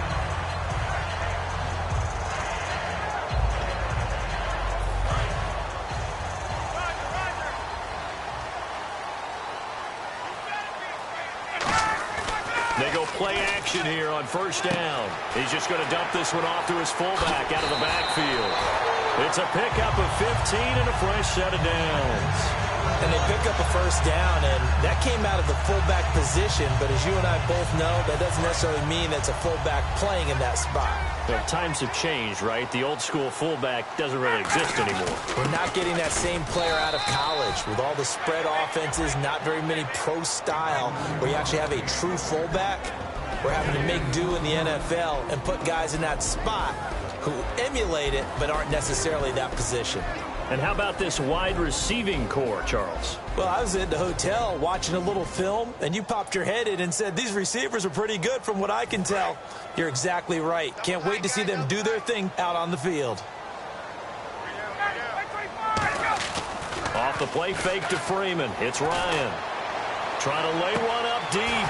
This is caught inside the 15. Touchdown, Falcons. Julio Jones. 52 yards. And the Falcons have taken the early lead. It's good, and that gives the Falcons a 7-0 lead. Now after the touchdown, it's Bosher to kick it away. That'll be taken in the end zone. Now a hit and a loose football. Then he'll be marked down at the 2-yard line. And careless with a football there on the kick return. And one thing I love about going to practices is trying to get around coaches and hear their catchphrases and what they really emphasize. We haven't been to a single one yet this year where a guy fielding a kick, you don't hear, tuck it away, tuck it away, tuck it away. And he gets in. Touchdown, Atlanta. Patrick DeMarco punching it in from a yard away. And the Falcons will add on to their lead. And he's got it up and through. Now after the touchdown, it's Bosher to kick it away. That's fielded in the end zone. And he'll get it up past the 20 to the 22-yard line. And Denver getting set to take the field. And the last drive, the first drive for them, not very good. 3 and out. What do they go to here? Well, you don't look down at your play sheet and say, this is what the problem is.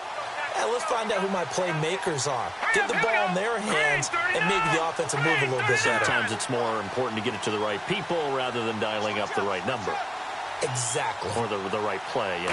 That too. They start the drive with Anderson. And he'll take this one up close to the 25-yard line. A gain of 3, 2nd down. Again, Anderson. And he'll get it up to the 33-yard line. It goes as a gain of 8 that moves the chains. And that's a nice pickup of a 1st down on that 2nd down run. And at that yardage gained, they can run that play on any down. So the run gets them the first, and now they operate with a fresh set of downs. Now a play fake here on 1st down. Green's got it over the middle. And to the 42-yard line here and brought down there. Give him 9 there on the 1st down completion. Seeing that play and understanding just how tough it is to cover tight ends, especially the ones running around the NFL nowadays, makes me glad I didn't make it in that league. I would have had a really difficult difficult time. But now you get to sit up here with me. Yeah, and that's fun, isn't it? And what a really nice gain right there on first down for them. Brings up a nice second down for them. Green with a catch left side. And he'll get it down here to the 43. A gain of 6 there on first. So much goes into a successful play, doesn't it? How about that play action there? Freezing the defense just enough to bring the tight end free downfield for the completion. On the right side, caught by Green. Only 3 yards on the catch. It's third down. All right, I'm doing my rudimentary math here. That's his third catch here in the first quarter. I don't know if it's just game plan or he's just finding his way open. And maybe a little of both. Got a man. He finds Sanders. 15 yards through the air and a first down. I don't care how many times we see it. I still get a kick out of watching quarterbacks and receivers do the pass tree in pregame warm-up. But I always remember that when we go to practices, we see that after practices as well. They really tune it up, don't they? They tune it up. They know why they do it for these situations. First down. And they build that trust, and that's why they're able to find him in this type of a situation. And they still need 8 yards for the first here on second down.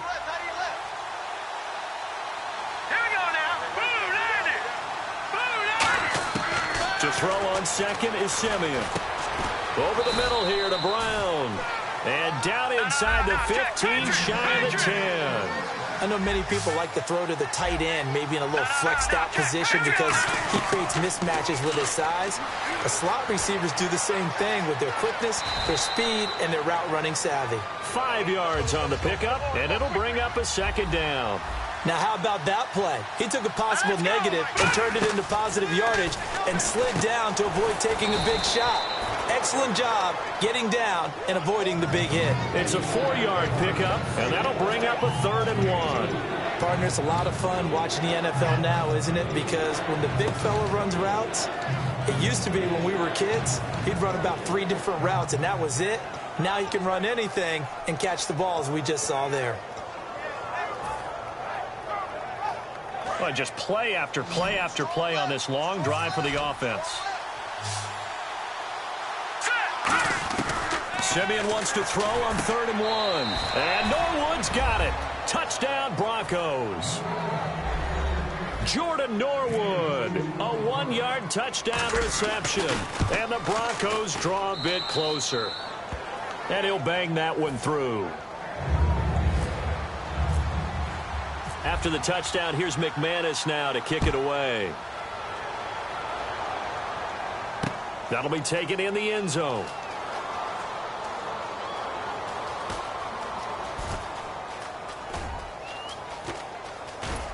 And nowhere to go. He'll make it back only to the 5-yard line.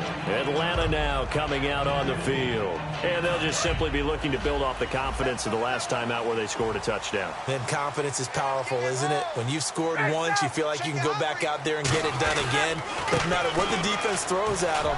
They feel like they're in a groove right now, and they want to get out there and show it. Yeah, hoping to stay in that groove here this go-around. Couple of Broncos there in on the tackle. And here's a look at the defense for Denver. Chris Harris Jr. is not a name that rolls off the tongue quickly, but it should. He's one of the best cover corners in the league. Here's Ryan to throw. This one complete to Mohamed Sanu. The 40. Past the 20. Touchdown, Falcons. Mohamed Sanu. 91 yards. And the Falcons are able to show off their quick strike ability. Well, Brandon, if we go back to our meeting with the offensive coordinator, he showed us his script. Didn't show us everything now. He said, here's the script for the game. I think everything's going according to plan in a big way. 3 drives, 3 touchdowns. Yeah, that's about as good. That is as good as you can do, I guess. So, well done. Yeah, well done indeed. Tremendous execution. And with a new rule, that decision to bring it out will cost him about 5 yards as he only gets to the 20. Back here with Charles Davis, I'm Brandon Gaudin. We've had the kickoff to begin the first quarter. Now it's time for the second quarter kickoff as they'll take over with the ball 1st and 10.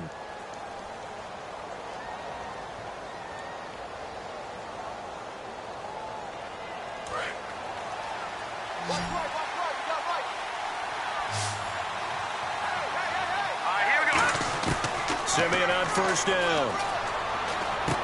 He's got his man on the crossing route. And he makes it all the way down to the 31. A big play there on the catch and run. And even 50 yards. They'll run it now out of the gun. And a nifty little deep juke spin move. Not a great deal there on the back end, but a nice gain still. That was a good run, and it got to the second level. And what I mean by that is that's where the linebackers usually play. First level being the defensive front, last level being the secondary. But the strong safety position ended up making the tackle, and oftentimes we call them a hybrid. Combination defensive back, combination linebacker. We saw the linebacker make the stop. And it pops free. The collision there jarred the ball loose and brings up second down. We know it's not an easy job to go out and catch passes when people are trying to tackle you and knock the ball away. But the bottom line is that's a pass he's got to have and a pass he should have caught. They come out here in the eye. Now a run with Anderson. And he'll push his way up to about the 14. It's a gain of about 3, but it's going to leave him with third and still 7 yards to go. I do know from experience that when you slow down someone's running game, you're now doing the dictating on defense. And guess what? Now you're getting ready to tee off on their quarterback because they have to throw it all the time. But you still have to be alert for the draws and other plays of that nature and make sure you don't get hurt. And he won't have the touchdown, but he will have the first down as he's tackled at the 2. And those first downs do add up. The offense keeps the ball moving downfield and keeps their defense on the bench, giving them a chance to rest. All defenders get tired of hearing about their lack of hands and why they're playing defense instead of offense. But in this situation, it was the hands that made the play. Batting the ball away on an attempted touchdown pass. Excellent job. Way to knock it down. And he will take it in for a Bronco touchdown. Trevor Siemian with his second touchdown here in this first half. And the Broncos have cut it to within a score. So with second and goal, still had a couple of downs to work with. They tried to sneak, and they got in. I like the idea that they did it early in the down and distance count. Second down as opposed to waiting later on. I think it fooled them a little bit, but how about the push they got up front to get the quarterback through? Big push and a touchdown to boot. Atlanta now coming out on the field. And they were able to punch it in the end zone last time. They'll be looking to do that again here for the defense. Obviously, they'll be looking to stop them from punching it back in the end zone. It always is punch-counter-punch, isn't it? And which team has the advantage? Well, let's just go back. Last time on offense, they rolled downfield, got into a good rhythm. You can see a little more bounce in and out of the huddle. You can see the sideline really get into the game. So defensively, you're thinking to yourself, how do we take that away from them? How do we get the advantage back? Let's see what they come up with. I think pressure is always the first way to go. You love pressure. I love it. We'll see if they dial it up this drive. Even in today's NFL, when we think of the tight end position now as really a glorified wide receiver, we're still asking a lot of those guys. They have to block as well, and every now and then, they don't come down with the football. Defense sinking pass. They've got the nickel set out on 3rd and 6. Now it's Ryan. It's caught. Jones. And he's finally taken down, but not before getting across midfield and across the 45-yard line. He's such a good route runner. Shows it there on 3rd down. Very proficient and a good pass. And you know what I've observed over the years in the NFL? The better a route runner you are, the more confidence your guy's going to have in you to go to you in important times because he can trust you being in the right spot, and they connected there and picked up a first down. That was a good run, probably right on the edge of breaking into something really big. So the defensive guys right now are talking about, okay, what can we do to slow him down before he truly gets started? And this is Gabriel on the catch. And this time not quite to the 30. It'll be down at the 31-yard line. When you see zone defense and you know you've got a drag route on as your primary call, you've got to be really careful as a passer about how far you let your guy go because he might wander into some tough coverage. Now Ryan. His throw at about the 5. Give him 27 yards that time. And the Falcons are going to have a 1st and goal. 2 minutes to play here in the first half. We're back to Atlanta right after this timeout. They come up in an offset eye. And the offense inside the 5 here. And he will take it in for a Falcon touchdown. Devontae Freeman, a 3-yard 5 touchdown run. And the Falcons will extend their lead. I know we don't talk about it enough, but the intelligence level of the guys up front blocking, the offensive linemen, maybe the smartest guys in football overall. Add in a little bit of athleticism and a whole lot of toughness, you've got a lot to deal with, don't you? That's why the guys in the backfield get them really nice Christmas gifts, right? If they're smart, they do. That'll be taken in the end zone. And last year, that would have been a net gain of 5 on the return. This year, he stopped where he would have been if he had taken a knee, and that's at the 25. And Denver getting set to take the field. And they're going to need another score. Got one last time, but still down here. When you're playing catch-up, every possession becomes crucial, doesn't it? It's vital. Get back out on the field, punch in the end zone again. They know it's not easy, but what they do have going for them, they did score the last time. They think they've got a good formula working. And what about the defense? Well, now you're just saying to yourself, okay, we gave up a score last time. What adjustments do we need to make to slow them down now and get the ball back for our own offense? Is it more pressure? Is it more zone? What do they have to do? They're trying to figure that out themselves. We'll see if they can figure that out right here. 12 yards there as they move the chains. I know the halftime's approaching, but I don't think he's going to want to take a break. That's his 5th catch. Yeah, they've really been targeting the tight end.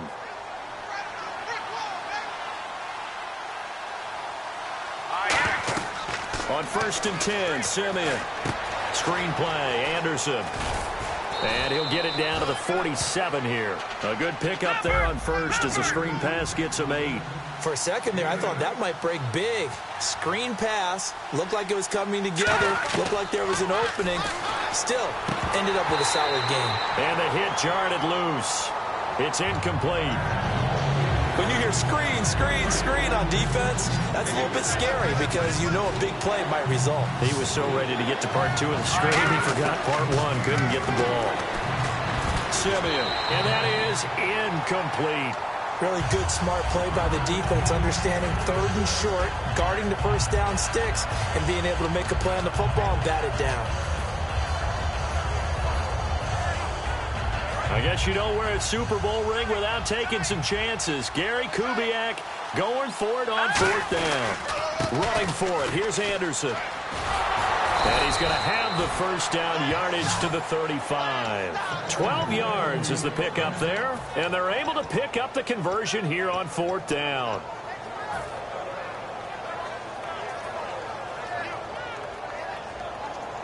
And here comes play number 6 on this drive.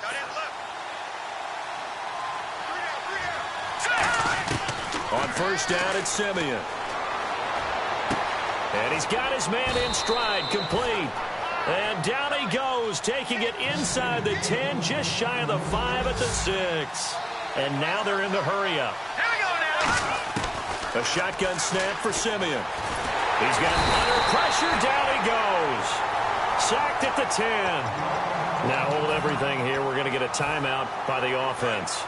It's just their first, so they'll have 2 remaining here before we get to halftime. So 2nd and goal here from the 9. Now Anderson. And he will maneuver his way down to about the 7. Only a couple yards there, and that's going to set up a long 3rd and goal. Looking to speed things up here, going with some tempo. Back to throw, Simeon. That's caught at the 2. And he is into the end zone for a Denver touchdown. Andy Janovich as the first half is winding down. And the Broncos get a bit closer. After the touchdown, here's McManus now to kick it away.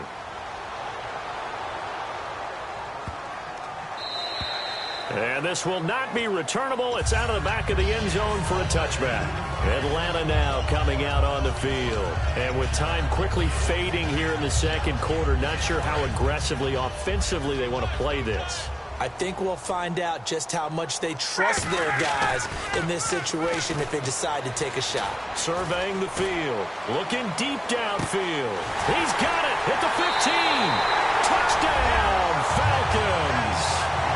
Julio Jones in the final seconds of the first half. And the Falcons are able to show off their quick strike ability. And he knocks it through.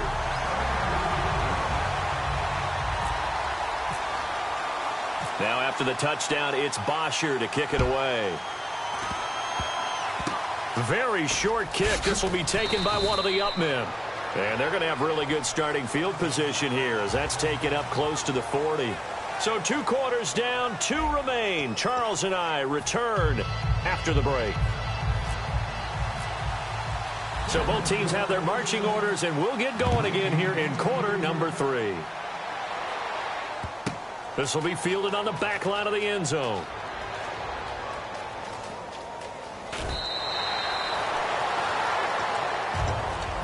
Atlanta now coming out on the field. They had a big first half. Now they have a chance to add to that lead here in the opening possession of the second half. And everyone always asks about halftime adjustments, kind of the key phrase. What did you do at halftime? Well, the way they ran offense in the first half, I think they were very calm, congratulatory, but also what they were saying is, don't expect them to be the same on defense. They'll be the ones making the adjustments. Let's see what they do, and we'll attack accordingly. And we'll see how they attack here. Freeman again, a first down carry. And he'll be brought down just shy of the 45. They give him 4 yards there. It'll be 2nd and 6. Second down to the offense in search of 6 yards. On second down, Ryan. And he's going to drop this off to his fullback. He'll get a couple yards on that one, and it'll be 3rd down.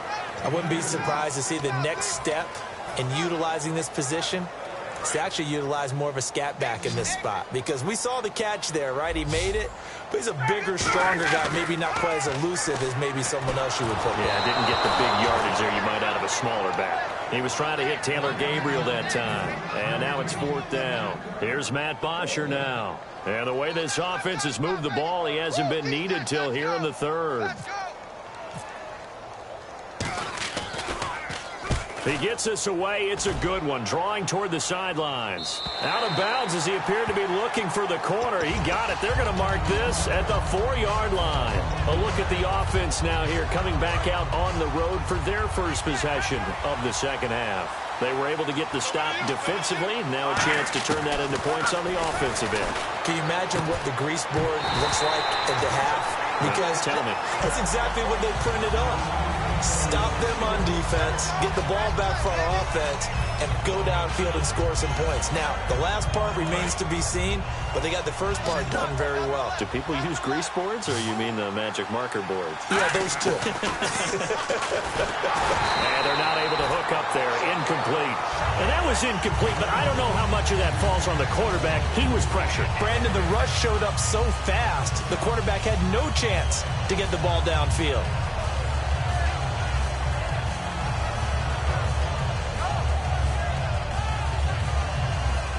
10 yards to go on 3rd.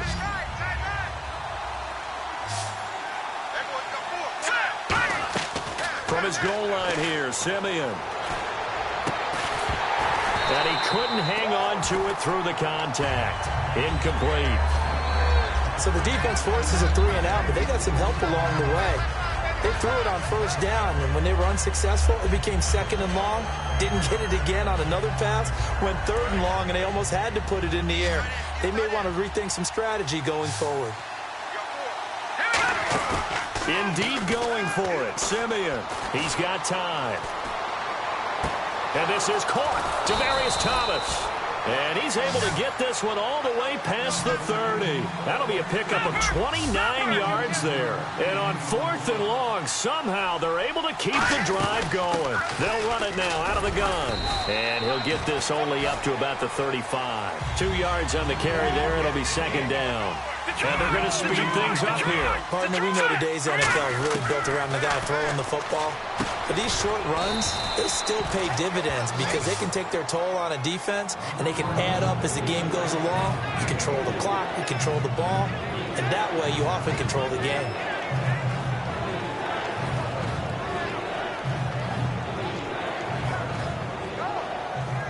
Third down now following the completed pass. From the gun on 3rd, Simeon. Green with a catch left side. Good defense holds him to only a yard, and it'll be 4th down. Partner, I think that completion takes the definition of dink and dunk to a different level, doesn't it? It does, and the defense was right there, kind of played into their hands.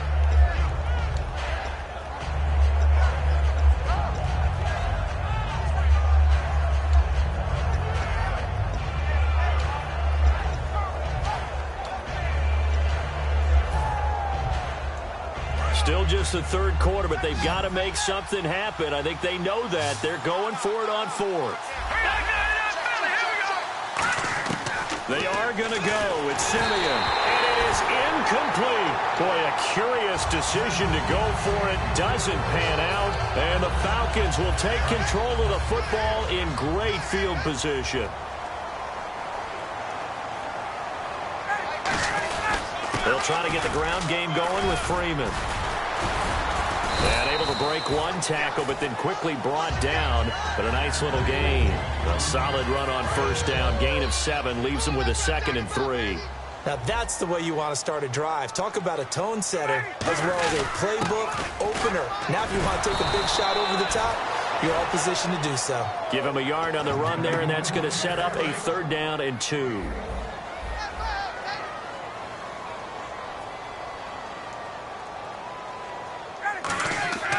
Third and 2, now Ryan. And this is going to be incomplete. Well, the numbers have been good in the passing game, and certainly a big reason why they have the lead. But now here, third quarter, maybe go to the run game a little more? Yeah, perhaps. I mean, after that incompletion, a little credit to the defense for shutting them down on that play. Maybe you try and run the football a little bit more in this spot, but they have to feel good about how they've been throwing it overall. Here's Ryan to throw. And he's got Sanu. And he's going to get the first down as they bring him down at the 23. First down and 10 now for the offensive group. Well, the field goal attempt was well in hand. They had that, but they decided to go for it anyway. Extreme confidence, it looks like. Yeah, but I bet the defense is going to Ryan hit, and he lost the football. It's picked up by the Broncos. And they have the football and will set up shop at the 33-yard line. So the Broncos coming out now. And this offense last time turned it over, went for it on fourth, didn't get it. They're lucky, though, because no points against the team on the board, but we'll see how they respond. Yeah, they've got to get a lot of credit to their defensive teammates, don't they? They had their backs on that last series, and because they did so, that allows the coach to still stay aggressive on offense and maybe go for it again in a similar situation. I was going to say maybe makes that offense feel good when you know you've got a defense making stands like that. Yeah, now loosen up things a little bit, won't it? Maybe you'll play a little bit better the next time you have the ball. Trying to get it to Thomas, and it's intercepted. Picked off by Robert Alford.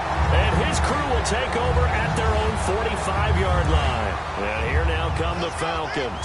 And last time, the fumble, the turnover. Now they still have the lead, but I don't think coaches care. The turnovers will bother them no matter what the scoreboard says. Yeah, that's the relief that you still have the lead. But coaches look at what if and what it should be. Turning the ball over when they've got a chance to score more points and increase the lead, that's what's going to affect them. And they're also thinking of future weeks, maybe when the game's closer, right? No doubt about it. You want to clean up everything. Let's just be honest about it. They want everything to be perfect at all times. They don't want to give up anything that's going to hurt their team. So after that big play, let's see if they can catch their defense maybe on their heels. And a good quarterback facing zone coverage. If he has just a little bit of time to survey the scene, that's what's going to happen. No doubt about it. If there's no pressure, he's going to continue to pick them apart because he'll have all that time to find someone open downfield. You can only cover for so long. So maybe they want to go to a zone blitz scheme, get a little bit more pressure. Remember when Carolina did that against Denver? They lost the game ultimately. They dropped the defensive end out, and he ended up with an interception in that game in Super Bowl 50. Maybe some sort of scheme like that to try and get more pressure at the passer.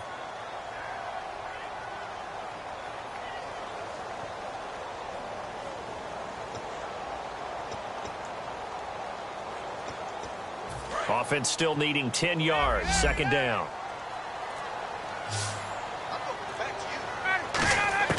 Now Ryan on second down. Eluding the pressure right. And an alley to run. 15 yards there on the scramble and a first down. Partner, as a quarterback, sometimes you just got to know when the clock has gone off in your head, it's time to go. Tuck it and get all you can. They'll run here with Freeman. And he's going to fight his way forward here for a modest gain. A good run of 6 yards there. Gets him closer to the goal line with second down coming up. And in this situation with the lead fourth quarter, they're liking keeping the ball on the ground, I'm sure. That's just smart football, but you know the defense has to know it as well. They've got to stop them here. So now we're going to see that loading the box in a big way. 6, 7, 8, 9, whatever it's going to take, puts a little bit more pressure on your big offensive line. The line of scrimmage is the 2 here on 3rd and goal. They'll look to run with Freeman. Only a yard that time, so now a decision to be made here on 4th and goal. Well, Brandon, we always know that once you score 1 touchdown, you're without a doubt. And so far today, he's got 1, but was denied as he tried to get the second one. The offense is staying out there. Here we go on 4th and goal from the 1. On the keeper, here's Ryan. He had 3 touchdowns already, but won't get a 4th here. And the Bronco defense comes up big. And Denver getting set to take the field. And following the interception, just any interception, are you a little bit more cautious when you start that next drive, or no, you just throw that out the window?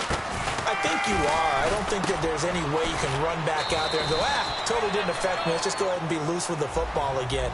You're going to take care of it, but you have to be careful about being too cautious because now you can't run any offense at all. Still want to attack. We'll see how they attack them here. And on the catch right side, this is Sanders. 17 yards on the pickup there, and the drive will continue. And a nice pitch and catch to pick up the reception against man coverage. Both of them read how much yardage they needed, figured what they had to do. And that's caught inside the 35. A huge play there for Denver. 43 yards. The last drive he threw the pick, but he's not shy. He's going downfield again there. And you can't be, because if you back off after throwing an interception, your whole game plan just goes right out the window, and it makes things easier for a defense. And you and I both know there isn't a quarterback in this league that's any good that doesn't throw an interception occasionally, and they usually bounce back in a big way. I've seen guys throw 5 and still find a way to win the game in the end. Now Simeon. And his throw here is incomplete.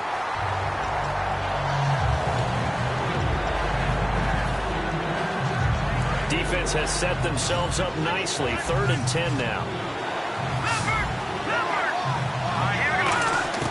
Throwing on 3rd down, Simeon. And now another one thrown incomplete.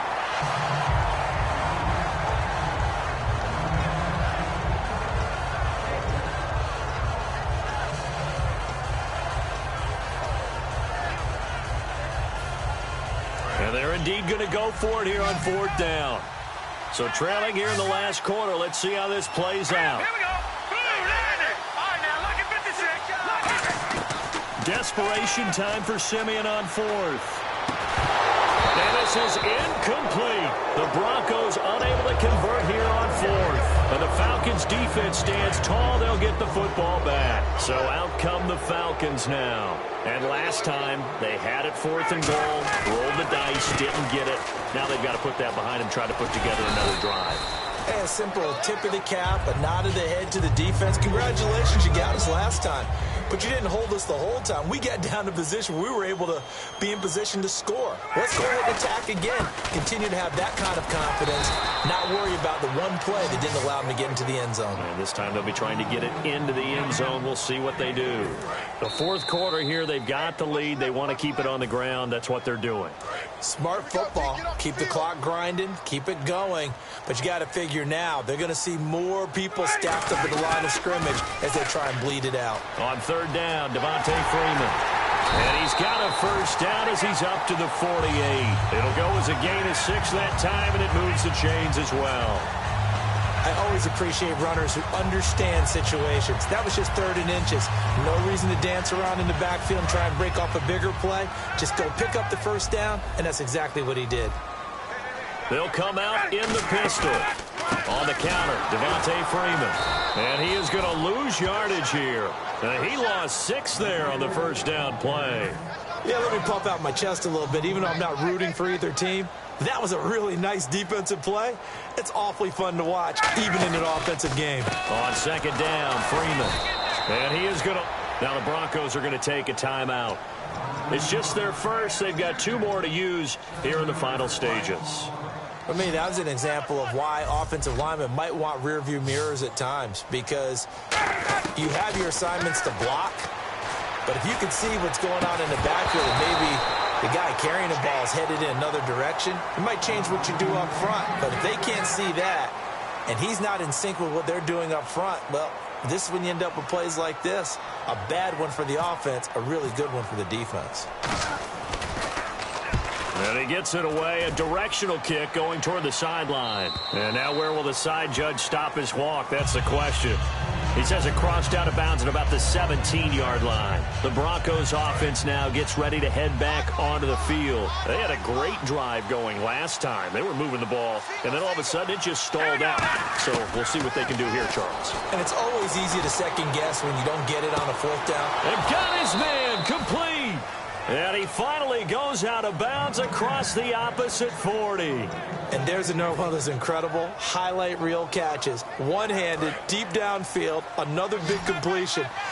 I know this, partner. As a defender, I don't know how you avoid watching what they do. It's everywhere. All the highlight shows, watching it on Madden. And this is caught now for a late touchdown. So hold everything here. This one's not over yet. And there's the touchdown that they needed, so they'll celebrate. But the guys on the sidelines, they've got to stay focused. The onside kick team, they need them to get the ball back. Yeah, part 1 of the equation done. Now they need to convert and then get that onside kick. And whistle blown. A timeout here is taken, and it's taken by the kicking team.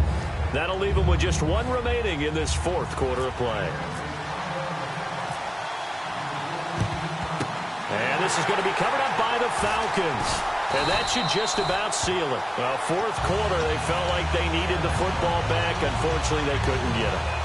And I know we brought analytics into the game, and someone has said here that the data says that when a team's expecting an onside kick, 80% of the time, the team expecting it, they do actually recover the ball, which is what we saw here. I just wonder if that number is much more of an anecdotal type of a number. Kind of like when the coaches tell us, well, when you score, Devontae Freeman, they're not going to get him. Touchdown, Falcons. Devontae Freeman, his 2nd touchdown of the afternoon. And the Falcons will add on to their lead. Not only touchdown number 2 for him, but a big run to boot. However, still trailing. Still trailing, but not because of his efforts. Boy, he's playing really well, and I love his long speed there, right? Able to get out there and burst all the way to the end zone, and smart enough to keep the ball in his hands and get into the end zone for the touchdown. In 2016, on all levels of football, we're seeing guys drop it before the goal line. What's the rule, Brandon? Run into the goalpost. That's right. Before you drop the ball. That. There you go. On 1st down, Simeon. And it's incomplete. Boy, he doesn't drop many like that one. 2nd down.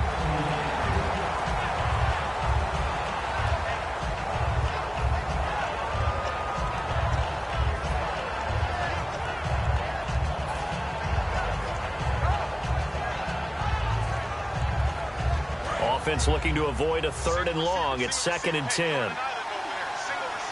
Thomas, the lone receiver, left. Here's Simeon finding time. Now a desperation throw deep downfield. Demaryius Thomas, the intended receiver. 3rd down here.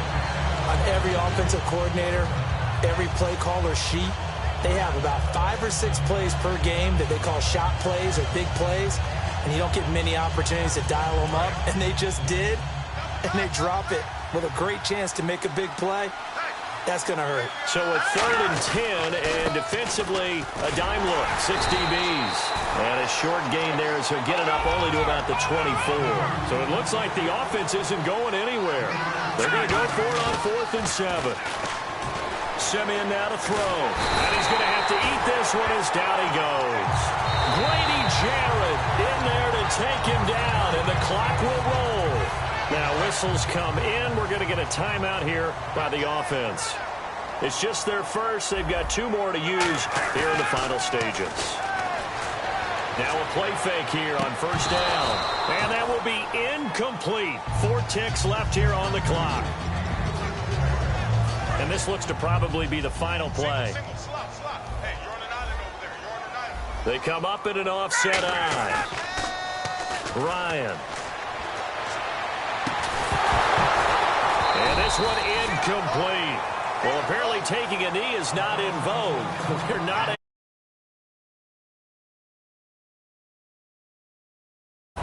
Well, Charles, it's one thing to